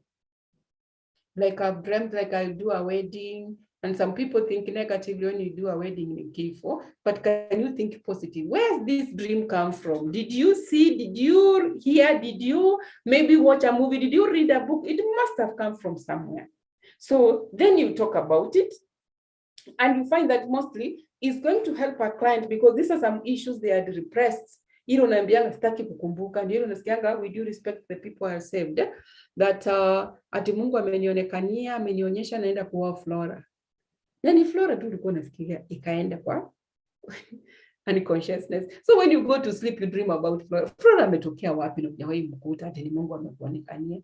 So you saw her, you thought about it, ukasema ai shetani ashinde, wacha ningoje tu Mungu anionyeshe wangu. So that is how we need now to interpret that, and we analyze those dreams, and it has a meaning in psychoanalysis. Now, we also have slip of tongue. This one now, slip of tongue and forgetfulness, they come in when we're talking about psychodynamic. There's no slip of tongue. There's a time I was talking about and I told you there's no slip of tongue. So someone will be talking, oh, sorry, that one was not meant for you. Upon you wanna dwell. What did you mean by that? Because I went for a training once. And my colleague kept on calling me, Jane. Nashindo sasa Jane yako wapi? So when we went for break, nikamuuliza, who is Jane? Kanuza which Jane? You have kept on calling me Jane. Oh, sorry. Jane is my secretary.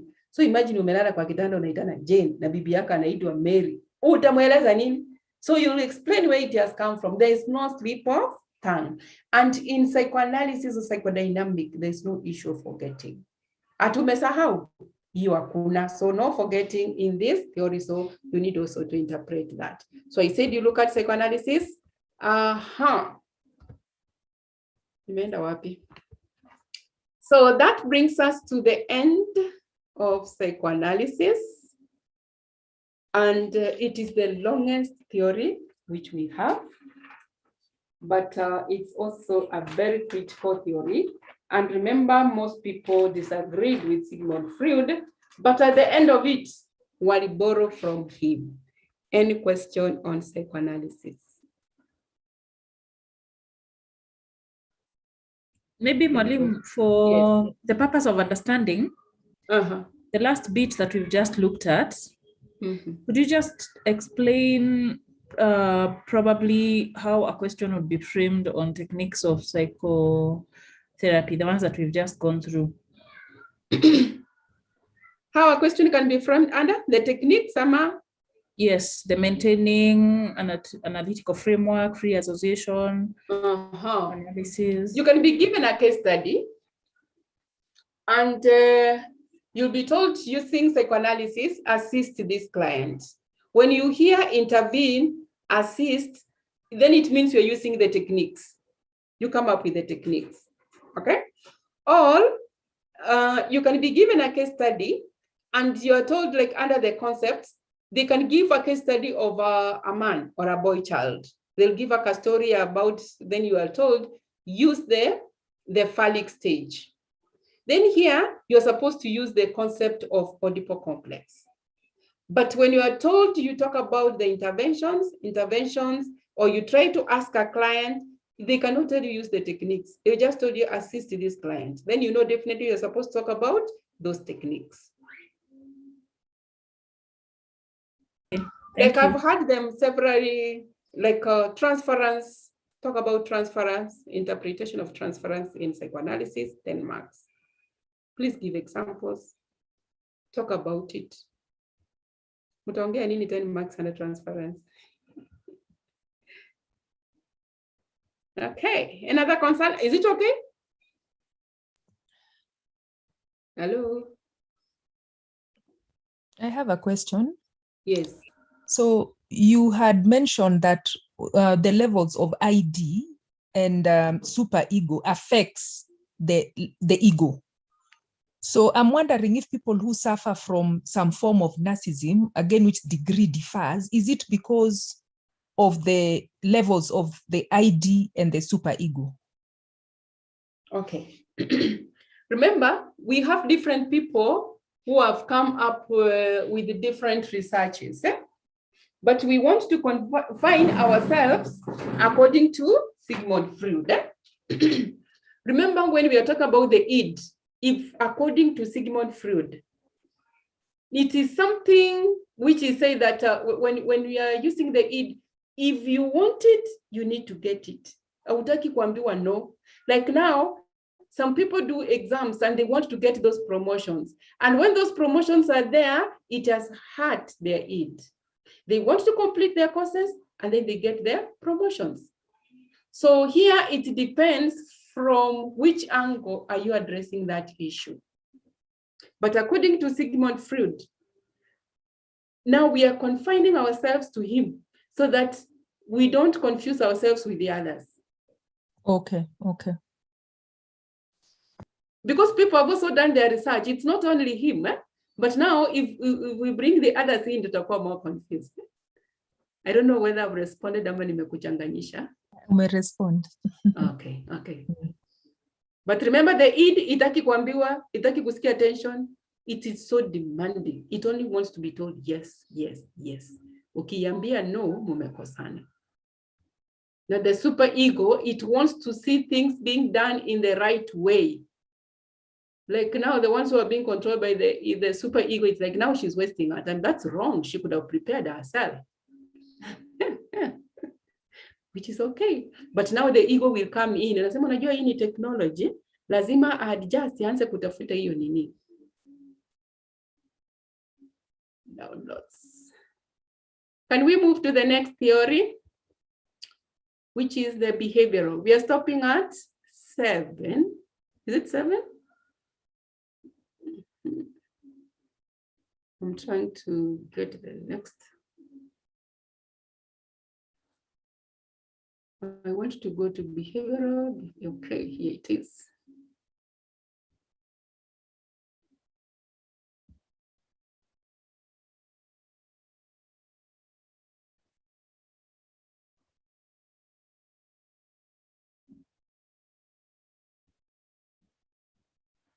Sure. Okay, I told you after the first theory, which is psychoanalysis, and by the way, as I told you, when you see psychodynamic, you can see on the screen, you're seeing something? Yeah. Okay, watch me with the slideshow. As I told you, under psychoanalysis, kuna psychodynamic, kuna psychoanalytic. Nyinyi jaza zile zote mumelani kwa hiyo. They are all the same. Now, there are some people who disagreed with the psychoanalysts or psychoanalytic or psychodynamic.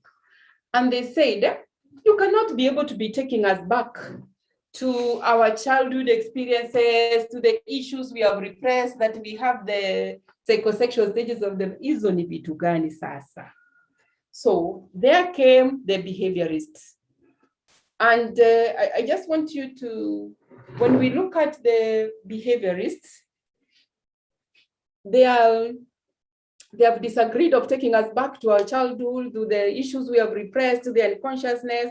Now, for them, they said behavior, the motivation of behavior comes from experiences. Hizo vitu zingine ya kutupeleka huko nyumba. So I hope umefunga mlango ya Sigmund Freud, tuingie mlango ya behaviorist. So motivation of behavior comes from experience. And this experience, he says that human behavior is learned. And by the way, we say behavior is learned. Behavior can be unlearned, and behavior is relearned. And behavior is conditioned. And that is why you get conditioned to a situation and it becomes part of you. Like when it's around 1 o'clock or maybe 12:30 and you don't have a clock or a watch, then unaanza, and the weather iko so dull, mpaka ujui time, but unaanza kusikia katumbo kana guruma, aya, kwani ni saa ngapi? At its lunch hour. Ndio nimesikia katumbo. You get conditioned. Then reinforcement, we talk about reinforcement. This is about the rewards you get. Can determine a behavior. Is it going to be positive or is it going to be negative or is it about punishment? So that is what we are going to look at. The assumption of this behavioral theory is behavior is learned and it can be unlearned. Whatever you have learned, you have observed others doing it, you can learn the same. And if it's not going to be, you are not going to be motivated, you can unlearn it. Na urudi kawaida where you are. That's why we say when someone is unlearning a behavior, they need to be given that support. Behavior, okay, we are the product of the environment. And by the way, any behavior we have, it depends the environment in which we are. That's why he says we are the product and the producer of that environment. That's why you find a child from a slum area doesn't behave the same way like a child from a posh area. A person from the village and a person from the urban area, they don't behave the same. I don't know whether, and we said you can agree or disagree. Then human nature is mechanistic. It's mechanistic in the sense that, like you learn, you see, you do the same. Unaona, unafanya, unaona. So it is mechanistic.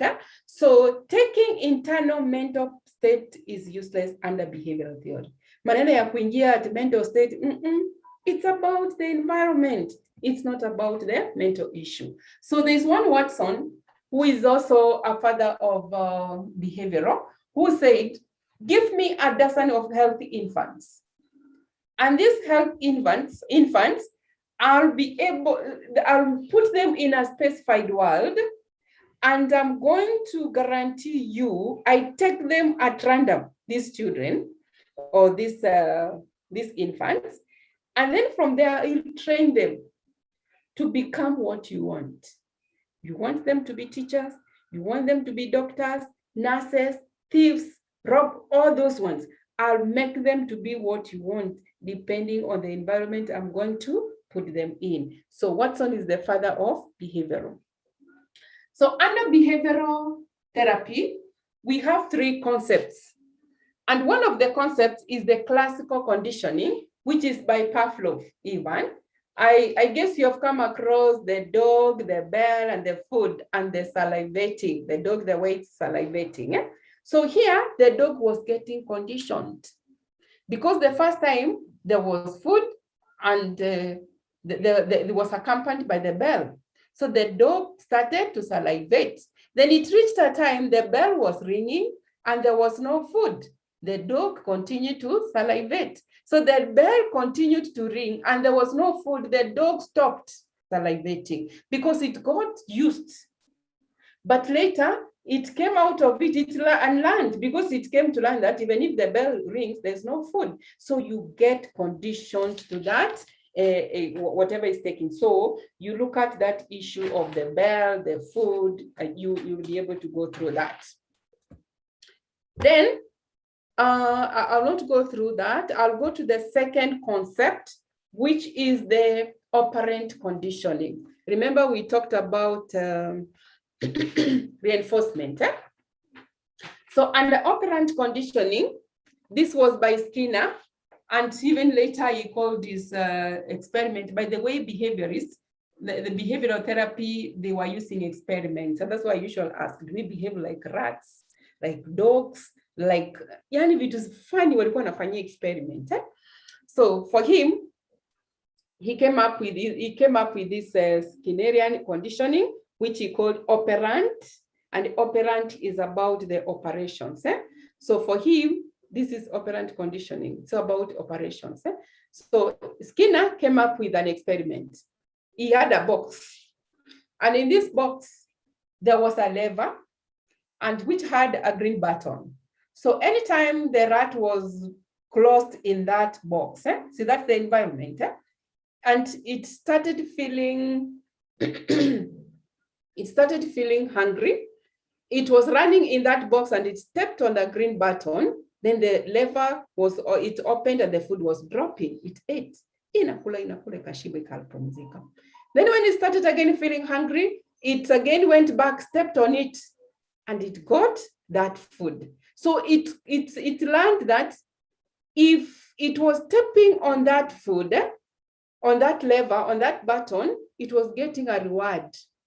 So that is why he talks about the types of reinforcement. We have the positive reinforcement, we have the negative reinforcement, and we have the punishment.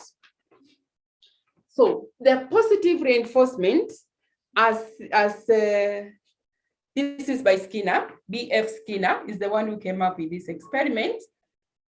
The positive one is when the rat was stepping on that lever, the food was coming. It was getting the food. So that one, it strengthened a behavior, and it strengthened it in the way that it was getting something, the consequences were rewarding.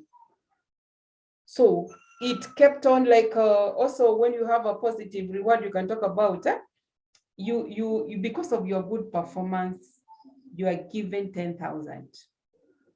That is a positive reinforcement. Then we have a negative reinforcement. He puts the rat in a box, and in that box there was a lever also, and there was a red button. So anytime it felt hungry, it stepped on that red button, it was getting a shock. Ikashtuka. Then another time it went, it got a shock. Iliacha kuenda karibu na hiyo shock, because that reinforcement was negative. It was not getting something which was going to help them. So when you talk about this reinforcement, it can either be positive or negative. So the negative one, this is whereby we try to avoid the pain. You want to remove the unpleasant reinforcer. Like, yes, you want to strengthen that behavior, but there are some behaviors you want to bring out. Like when you have a child at home and they come from school, they start watching the TV before doing their homework. What are you going to do? You're going to give a negative reinforcement. You will switch off the TV. They do the assignment. Then after that, you will switch on that TV. So here, you want to remove that unpleasant reinforcer of the TV so that they can be able to accomplish the assignment. Then they go back and they start watching the program. So here we say that is negative. It is not like a punishment. You only want to remove it, to tell them to complete the assignment. Then after that, they come. So when they'll be coming from school, they'll always want to finish the homework before they start watching the TV. Otherwise, the negative reinforcement is going to be placed on them.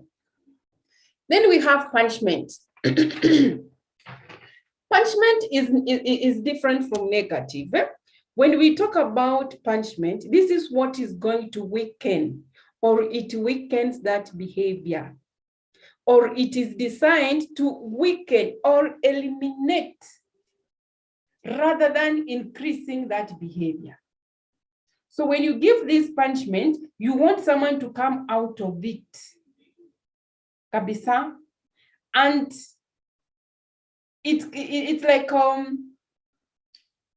you talk about someone coming to work and is not performing well, then you say, this month I'm going to deduct your salary. That's a punishment. Okay, so you are putting it in a way that it's going to make that behavior to stop. And that is why we say, when you are using this punishment, the problem when you're using the punishment is like, you should punish. Punishment behavior is not forgotten. By the way, the punishment you give someone will never forget. This can cause increased aggression, like how a person will be looking at this issue, itakuwa inakasirisha sana. It can also create some fear, that which can generate maybe undesired behaviors. Like some people will fear even going to work, some people will fear going to school, such like. So, and when we are giving out this behavior, for punishment to be effective, what do we need to do? Please let inappropriate behavior, like if there's that inappropriate behavior, it has to be dealt with immediately. Wacha kungoja ya first quarter, second quarter, ndio unakuja kuongea when you are doing the final appraisal at the fourth quarter. Address it immediately. Then when you are giving this punishment, let the intensity of the punishment commensurate with the offense which has been committed. You have seen where a parent kills a child because he never brought back a change of 50 bob. That's a punishment. Is it commensurating to the 50 bob? Ending someone's child or cutting someone's hand? Yeah? Or interdicting someone because of an offense which maybe you could have addressed, you could have given him or her a warning, you give him that negative punishment before you go to that punishment. And also when you're giving this punishment, get to know the state of the mind of the person who is going to meet that punishment. It also should be considered. Then we have the other concept, which is the social learning. And this is by Albert Bandura.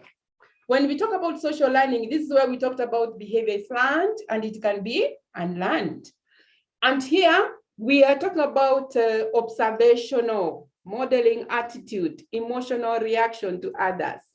And the key factors in observational learning, which we need to emphasize on, is if someone has to learn a behavior through observation, they have to pay attention. Attention, like they have to be mentally be focusing, they have to concentrate, and they have to pay that attention so that they can be able to understand what it is. Then after paying that attention, they need to retain. They have to be that retention. Retention is that they can be able to encode that behavior in their memory, that they can be able to have that ability to store that information and to remember that information. That is when we talk about retention. Then production, this is actually whereby they perform the behavior which they have observed. You pay attention, you store it in your memory, then now you perform that behavior. And remember, when you're producing that, there has to be something which is going to make you to produce that behavior. Okay, so then you have to be motivated, motivation, or there has to be a reinforcement, which is going to make you to produce what you have retained and what you have paid attention to. So there has to be a drive, which is going to make you to act. There has to be a reason of having, you have to have a good reason to imitate that behavior. So once you are paying attention, you retain it, you produce it, you have to be motivated for the same. So let me talk briefly about the techniques under behavioral. And these are techniques for behavioral therapy. We have techniques for behavioral therapy. We have techniques for cognitive behavioral therapy. So I just talk about two because of time. One is systematic desensitization. This is where you introduce or you expose your client to a fear which they have gradually. If they fear heights, unawampeleka pole pole, first floor mnarudi, second floor mnarudi, 50th floor mnarudi, systematically, yeah? Gradually. Flooding, you excessively flood your client or expose your client to that fear. Kama ni snakes, unampeleka museum park. Kama ni heights, unamtoa first floor mpaka 36th floor. Kama ni darkness, unamurusha kwa darkness ndani ya msitu. But be very careful when you're using that technique. Assertive training, this is where you help your client so that they can be able to express their views, their opinions, while they are respecting themselves and others when they are sharing this. They can be able to openly talk about it. Then we have modeling. Modeling, we have the individual modeling and we have the group modeling, whereby we say, when we are talking about modeling, like there are people you admire how they are doing their work. You admire that person, so that person becomes your model.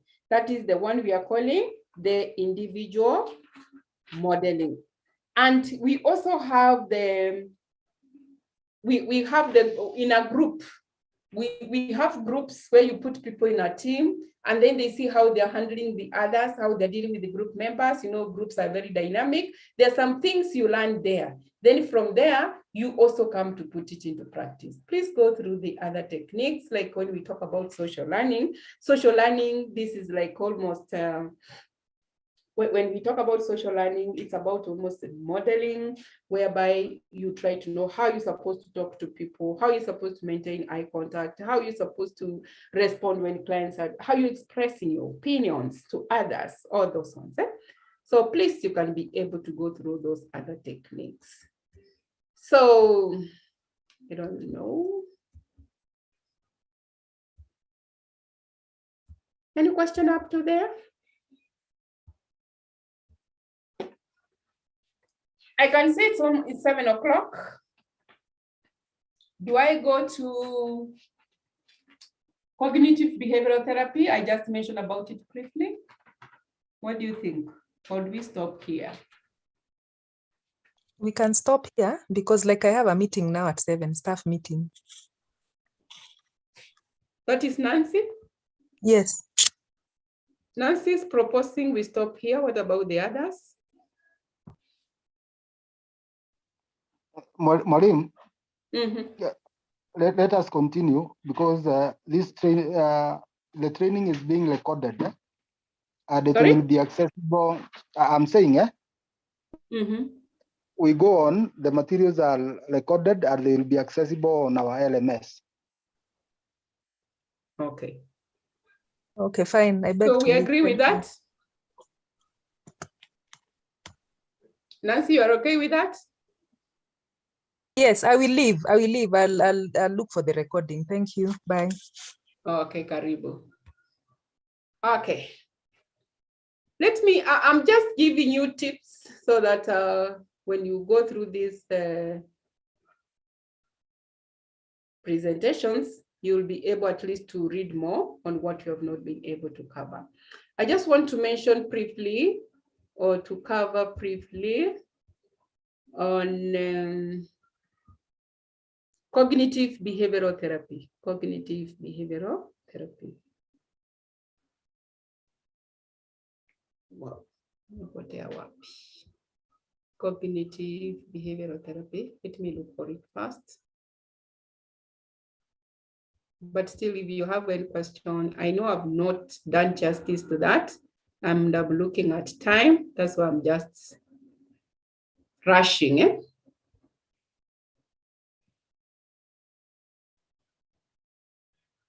Cognitive. Okay.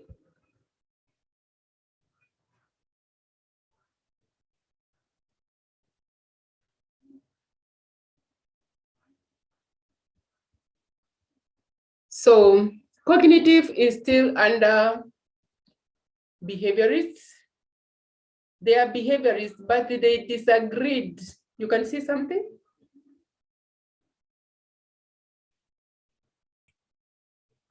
Yes. Sharon is also saying we stop here so that we internalize. I know it's heavy, but it's because the schedule is a bit tight. So I guess we can just continue briefly. Let's see after this cognitive, we see we can look at the other theories, or we are going to stop there. So the next one is, as I said, the cognitive behavioral therapy, they are also behaviorists, but they disagreed with what the behavioral therapists came up with. That for the behavioral therapists, they were like, It's about the environment. It's about we are the products and the producers. We just observe, we get conditioned. It's about the reinforcements, the cognitives, whereby it's being led by Albert Ellis. Albert Ellis is the one who came up with this theory. And under cognitive, when you hear cognitive is about the thoughts. And the thoughts is about it. You think, by the way, do you think then you feel, or you feel then you think? So here you find the thoughts. When you start thinking, it makes you to have those emotions. Emotions are feelings. And as you have feelings, then you start acting. So we talk about thoughts, we talk about feelings, we talk about actions, which are the behaviors. So here, a type of psychotherapeutic treatment, CBT, is cognitive behavioral therapy. And this one, it helps patients or clients to understand their thoughts and feelings that influence their behavior. And that's what I was asking you. Do you think then you feel, or do you feel then you think? It's a short term. And it deals with specific problems. Cognitive behavioral therapy, commonly it's used to treat a wide range of disorders. So the basic assumption about this theory, as I said, it's about the thoughts, it's about the emotions, it's about the actions we take.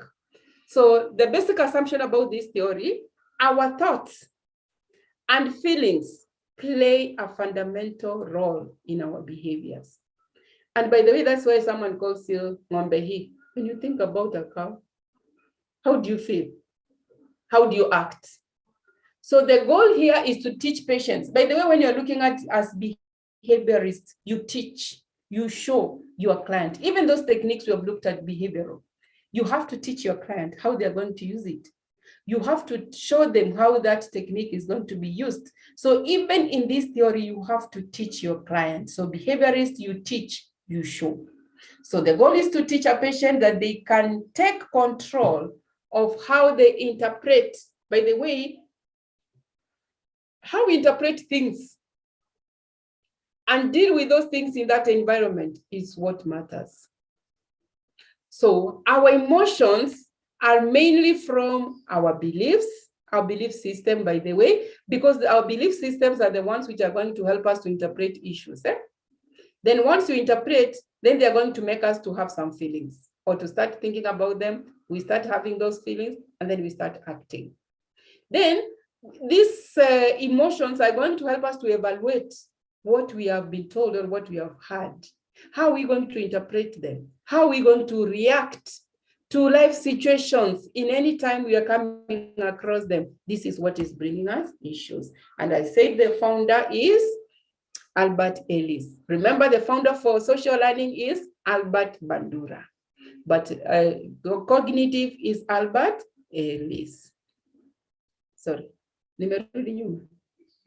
So cognitions, emotions, and behaviors, that is what is key here. That is what we have just talked about. I just want to, when we talk about, we want to explain the rational emotive behavioral therapy because it was bringing in those emotions. So our emotional dilemma or psychological problems are caused by by the way, what makes us to have so many issues. When someone calls you, you are an unperformer. I don't know why you came to this organization. So what causes us our psychological disturbance is how we perceive things. When you are told you are an unperformer, I don't know how you got a job here. How do you perceive things? How do you interpret those when you've been told that you are an unperformer? How you interpret, and the way we interpret our thoughts, the way we also look at our ideas, how we evaluate events and situations in our lives. By the way, this is what causes our emotions, the emotional dilemma. And people are not disturbed by things, but by their view of things. So you are not disturbed by being called a non-performer. What disturbs you is now the interpretation, how you view things, how you perceive things, How you evaluated them, that is what disturbs you. And when you are doing this evaluation or you are perceiving things, how you are perceiving them from which perspective? If we always hold irrational beliefs and then you start interpreting things, then we could always find ourselves in problems. Like now I've said you are an underperformer. How are you interpreting it? Are you interpreting it when you are having irrational beliefs, when you are thinking negatively, when you are thinking in a crooked way? Then if you start thinking like that, it is going to cause you problems. That's what we said, you start now internalizing, ukweli, me am a underperformer. And he says, Albert Ellis says, in order clients to feel better, the way they perceive things should be rational. When someone tells you you're an underperformer, if you tell yourself, me, I've tried my best. Now that is what I know. If you want me to be better, train me or teach me or coach me so that I can do things. Now you are thinking in a rational way. It will not cause you any problems or psychological problems. And we need to dispute these irrational ways of thinking. Because everything you're being told, you should not think in an irrational way. If we can be able to dispute the thoughts we have and we start thinking, we replace them with rational alternatives, then we will not be disturbed. And by the way, people here, they're guided to alter those illogical beliefs and negative thinking patterns. We can be able to change that in order to overcome those psychological problems or mental distress. So anytime someone is telling you A, B, C, D, and you're only looking at things in a negative way, or you are not beautiful, you are not handsome, why can't you say, no, this is how I am and I accept myself the way I am? You've gone rational. But if you start asking yourself, why did this happen? Then you'll be disturbed. So our beliefs, we have beliefs which are rational beliefs. And if we have rational beliefs as self-helping, they'll help you. And that is why at times we want to be like other people. And you start thinking negatively, me, I cannot be able to make it in life. Tell yourself where I am, me niko sawa, but I'll try to be better.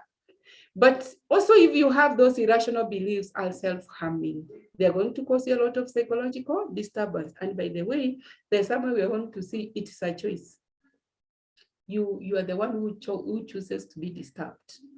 Okay, so the key concepts under cognitive behavioral therapy, there are three. By the way, there are some questions they can ask, like which areas are you going to address as a cognitive therapist? So if they ask that way, then you look at the key concepts. One of it, how did Albert Ellis view human nature? For him, he said that human beings are born with potential for both being rational and straight thinking. This is the positive thinking I talked about, which means if they have this straight thinking, they are going to achieve their goals. Or they are born also with irrational thinking or crooked thinking. If they're born with this crooked thinking or irrational thinking, it is going to prevent them from achieving their goals and purpose. That's why we said, if you are irrational, it will be self-harming, which is going to make you not to achieve your goals. If you're going to be rational, is self-helping. And he also says that people have a choice to think irrationally and be disturbed. So when you make a choice, you take a choice of thinking irrational. Siniwa umechagua na utakuwa disturbed. And these human beings, they also have the capacity to change their cognitive and behavioral process. That they can be able to change or to choose to react differently from the usual patterns. Wacha kufikirianga kitu negatively, nothing positive. And they can refuse to be upset. You can only refuse to be upset if you're going to be rational or you start thinking in a straight way. That is the view of human nature under Sigmund Freud. The other concept is the view of emotional disturbance. This is what causes us disturbance. Blame. You're always blaming yourself. I wish I'd done ABCD. Self-talk that they are telling themselves, which is self-defeating. You're only talking negative, negative, negative. You're blaming yourself. There's nothing positive you're talking about yourself. Wachanga kupanga hivyo, chukua vitu vile zinakuja. Then, what also can cause emotional disturbance other than the blame, which is the self-talk, what you're telling yourself, is the language. I should pass this. I should, I must, I ought. You know, those are commands. Like when you're telling your staff, you must meet that deadline. You must submit that assignment.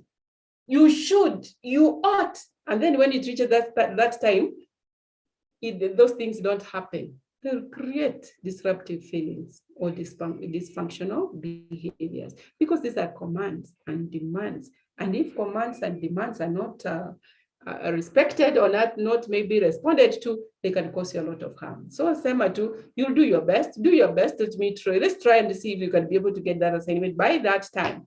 But when you say you must bring it, then the other view of emotional disturbance is by internalizing self-defeating beliefs. Like we give to events, an individual has first to understand what they are telling themselves. That is self-talk about the event or a situation. You internalize, you become part of it, it becomes part of you. Things especially which are negative, which are irrational, then self-defeating. Self-defeating, we said, this self-defeating is when you are becoming irrational. Irrational, they are self-harming. These are self-defeating. They are going to cause a lot of, and you make them to be part of you. And even I know that it's going to cause you a lot of emotional disturbance. The other concept is ABC theory, or some call it ABC framework. Like what is said, people mistakenly blame external events for their unhappiness. It is not about the external. It is our interpretation of these events that truly lies at the heart of the psychological distress. It is about you. How do we interpret whatever happens? How do you interpret that event? For instance, we have it's an activating event. When we talk about A is maybe what you have been told, like you are an non-performer. That is just an activating event. So what is your belief? B is the belief system. What is your belief when someone calls you a non-performer? Then, as you are looking at that system, the belief system about you being a non-performer, then are you thinking in a rational way or are you thinking in an irrational way? Is it rational or an irrational way? And this is what causes also disturbance. By the way, the activating event is not an issue. What is an issue? How do you interpret your belief? How do you interpret your belief is what makes the issue to be worse. And then if your belief is irrational, that is negative, then there will be consequences, which involve the inferences made from the situations, how you are reacting by the belief system of an individual, how you look at things in a negative way. By the way, it will be able to disturb you. So while helping a client, you as a helper should target the beliefs and the inferences that accompany those beliefs. That's why I've said the issue here is not about the activating event. The issue here, it is about the belief, these inferences, which the client is using when they are evaluating, when they are interpreting, or when they're coming up with those ideas about that activating event, which can bring in these other consequences. I just want to give an example, like when we talk about the activating event, for instance, if you have that irrational belief, when your belief is irrational, this one, when your belief is irrational, then here you are told, your boss tells you the activating event. You are told by your boss that he's unhappy with your work. That is activating event. Then comes B. How are you interpreting that? What is your belief? What is in your references? What is accompanying those beliefs? So here, you have just been told, I'm unhappy with your work. Then if you are irrational, you start saying, I'm a failure. What will be the consequences? You have that anxiety, you'll go into depression. But the same situation, the boss tells another client the same issue, that is, I'm unhappy with your work. Then, because I'm rational, I'll tell myself, I did my best. What will be the consequences? I'll be disappointed, yes, but confident that things will get better than what it is now. Are you seeing? So we have choices. We are the ones who choose to be disturbed by what we are agreeing. Then we talk about the A, B, C, D, where we talk about D, after we have dealt with the activating events, we have talked about our beliefs, and we have talked about consequences. Then we need to help our clients so that they can be able to dispute those irrational beliefs. And that is now where the intervention comes in. That's where we come up with the techniques under this theory, and then we try to help the client. And by this, it's going to help us to have new effects or consequences, and then we'll be able to have new feelings than what we used to have. Those are the concepts under cognitive behavioral therapy. You talk about the philosophy of human nature, you talk about the emotional disturbance, then you talk about the ABC theory. Interventions. How do you come in and you help a client? I'll just talk about 2 or 3. One of the techniques is cognitive restructuring. By the way, cognitive restructuring is whereby we try to identify the thinking patterns. Like if a client has negative moods and ineffective behavior, you try to help them to structure their thoughts, and they start thinking rationally, that start thinking irrationally. They try to dispute those irrational thoughts so that they can be able to replace them with their rational thoughts. You restructure your thoughts and you look at things in a different way. The other technique is whereby you give cognitive homework. And when you give homework, like it's an assignment you give to your client. And when you're giving this to your clients, you give them that assignment, and then when they come back, they can be able to give you a feedback. You try to empower your clients. You teach your client about ABC. When you are giving them this homework and you are coming up with these techniques, you teach them how they are going to use it. So here you teach the client on what they are going to do. You explore the beliefs, like are their beliefs rational or are they irrational? And what she feels about what has happened or what is going to happen. Thought stopping. Thought stopping is also another technique. And this is whereby when people are talking or they are sharing their issues, they're talking about a specific issue, you find that a client, they talk about negative things. They're only talking negatively, nothing positive about Flora. They're only talking about negative about Flora. Hapo, you just get a rubber band, which you have tied on the wristwatch, then you pull it and you release it. Or you bang the table, pop. Is there anything? So like at this level, you can say, Evelyn, is there anything positive you can talk about Flora? See, about Flora. Flora is me, by the way. It doesn't mean that anything you're going to talk about Flora is all negative. Just talk something positive about this. And by that, it is going to disrupt the thoughts of the client, the way they are thinking, and then they start looking at things in a positive way. Those are a few techniques which like even questioning is the cost-benefit analysis, whereby they look at the pros and the cons, the advantages and disadvantages. So you'll be able to go through them. Questioning is also another technique whereby you need to ask some rational, you look at those rational behaviors, humor. And this is where at times we say, humor is also a technique under this theory, whereby, and this is where you say, you can beat a child as many times as you want, but the least he can laugh in a day is 150 times. But you and me, because the economy is so bad, corona imetuharibia kila kitu, mashida ni mingi hapa, so you hardly laugh. So you find that if you laugh in a day, it's only 6 times. And Albert Ellis says, if you take life too serious, it will also be serious on you. So bring in that humor. It will help you to unstuck life. When you are stuck in life, it can unstuck you. So it can make you to feel like you have a reason to smile. So when you are too serious, life will be serious on you. Bring humor, bring fun, crack jokes, watakukaa too serious. So that laughing alone, it can add to your lifespan. So those are a few techniques I can be able to look at now. We have those ones, you go through them. So, briefly, that is about cognitive behavioral therapy, and this is 720.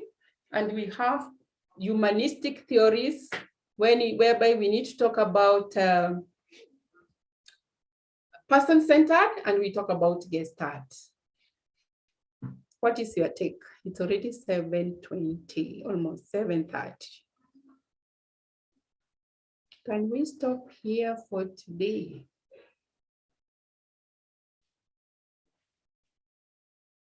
Hello, mumepotea, niko peke yangu. Are you there? Yeah, I think we can stop there, Mwalimu. I'm really saying we stop here for today. What about the others?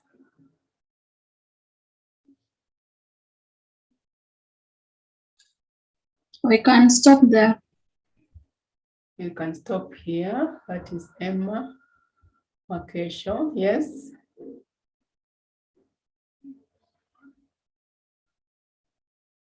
We can finish the theories. Wow, we have 2 more theories. Ameandika sahi ama aliandika saa ngapi? That is Betty. Yes, stop here. We have 2 more theories, unless I just mention without going into details about them. To agree, so that we get the way forward. But are you grasping anything? Is it helping you, or I'm just talking? Kuna shindo huyu mama atatoka hapa saa ngapi?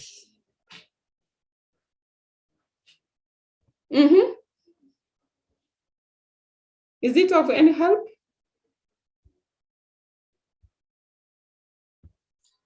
Yes, very. Sasa niambie, tuko person-centered.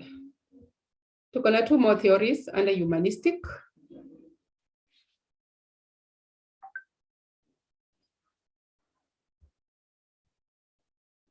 Staki kuoverload sana. We can maybe tomorrow we can start early. Tomorrow we are starting at what time? At 2. At 2, eh? I'll see how to accommodate these 2 theories, but I'll be very brief so that I don't overload you. Is that okay? So that tomorrow at 2 we start with humanistic. I'll take like 15 minutes or 20, and then we'll be able to look at, after theories, we're supposed to look at ethics. And then after that, we look at some other special issues or contextual issues.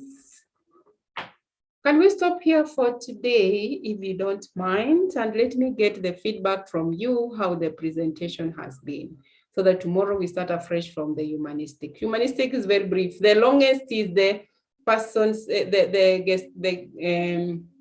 psychoanalysis. That is the longest, by the way. So let me get the feedback on how the session has been and what I need to work on when we meet tomorrow.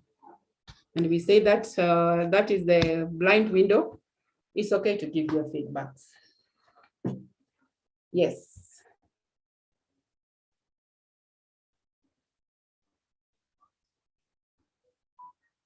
Tulisema mnatumia minimal prompts, eh?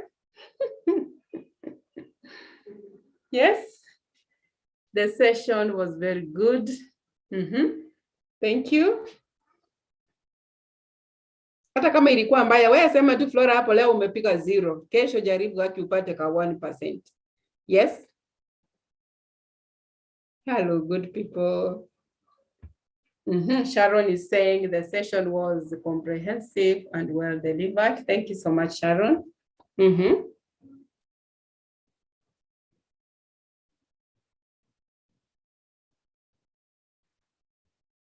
Meow too? Okay. We say we don't push your client so much. Let me also say thank you so much for agreeing to come to this session.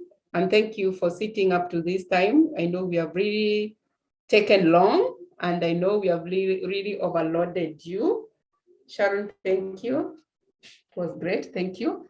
And I hope, go through whatever we have gone through. If you have some questions, we can ask tomorrow. You can ask tomorrow, just prepare your questions from what we have gone through, and we'll be able to share, and we support one another. Thank you so much, everyone. And thank you for agreeing to join this team for this presentation. God bless you and have a wonderful evening. Thank you, Evelyn. Great. Asante. Jioni njema.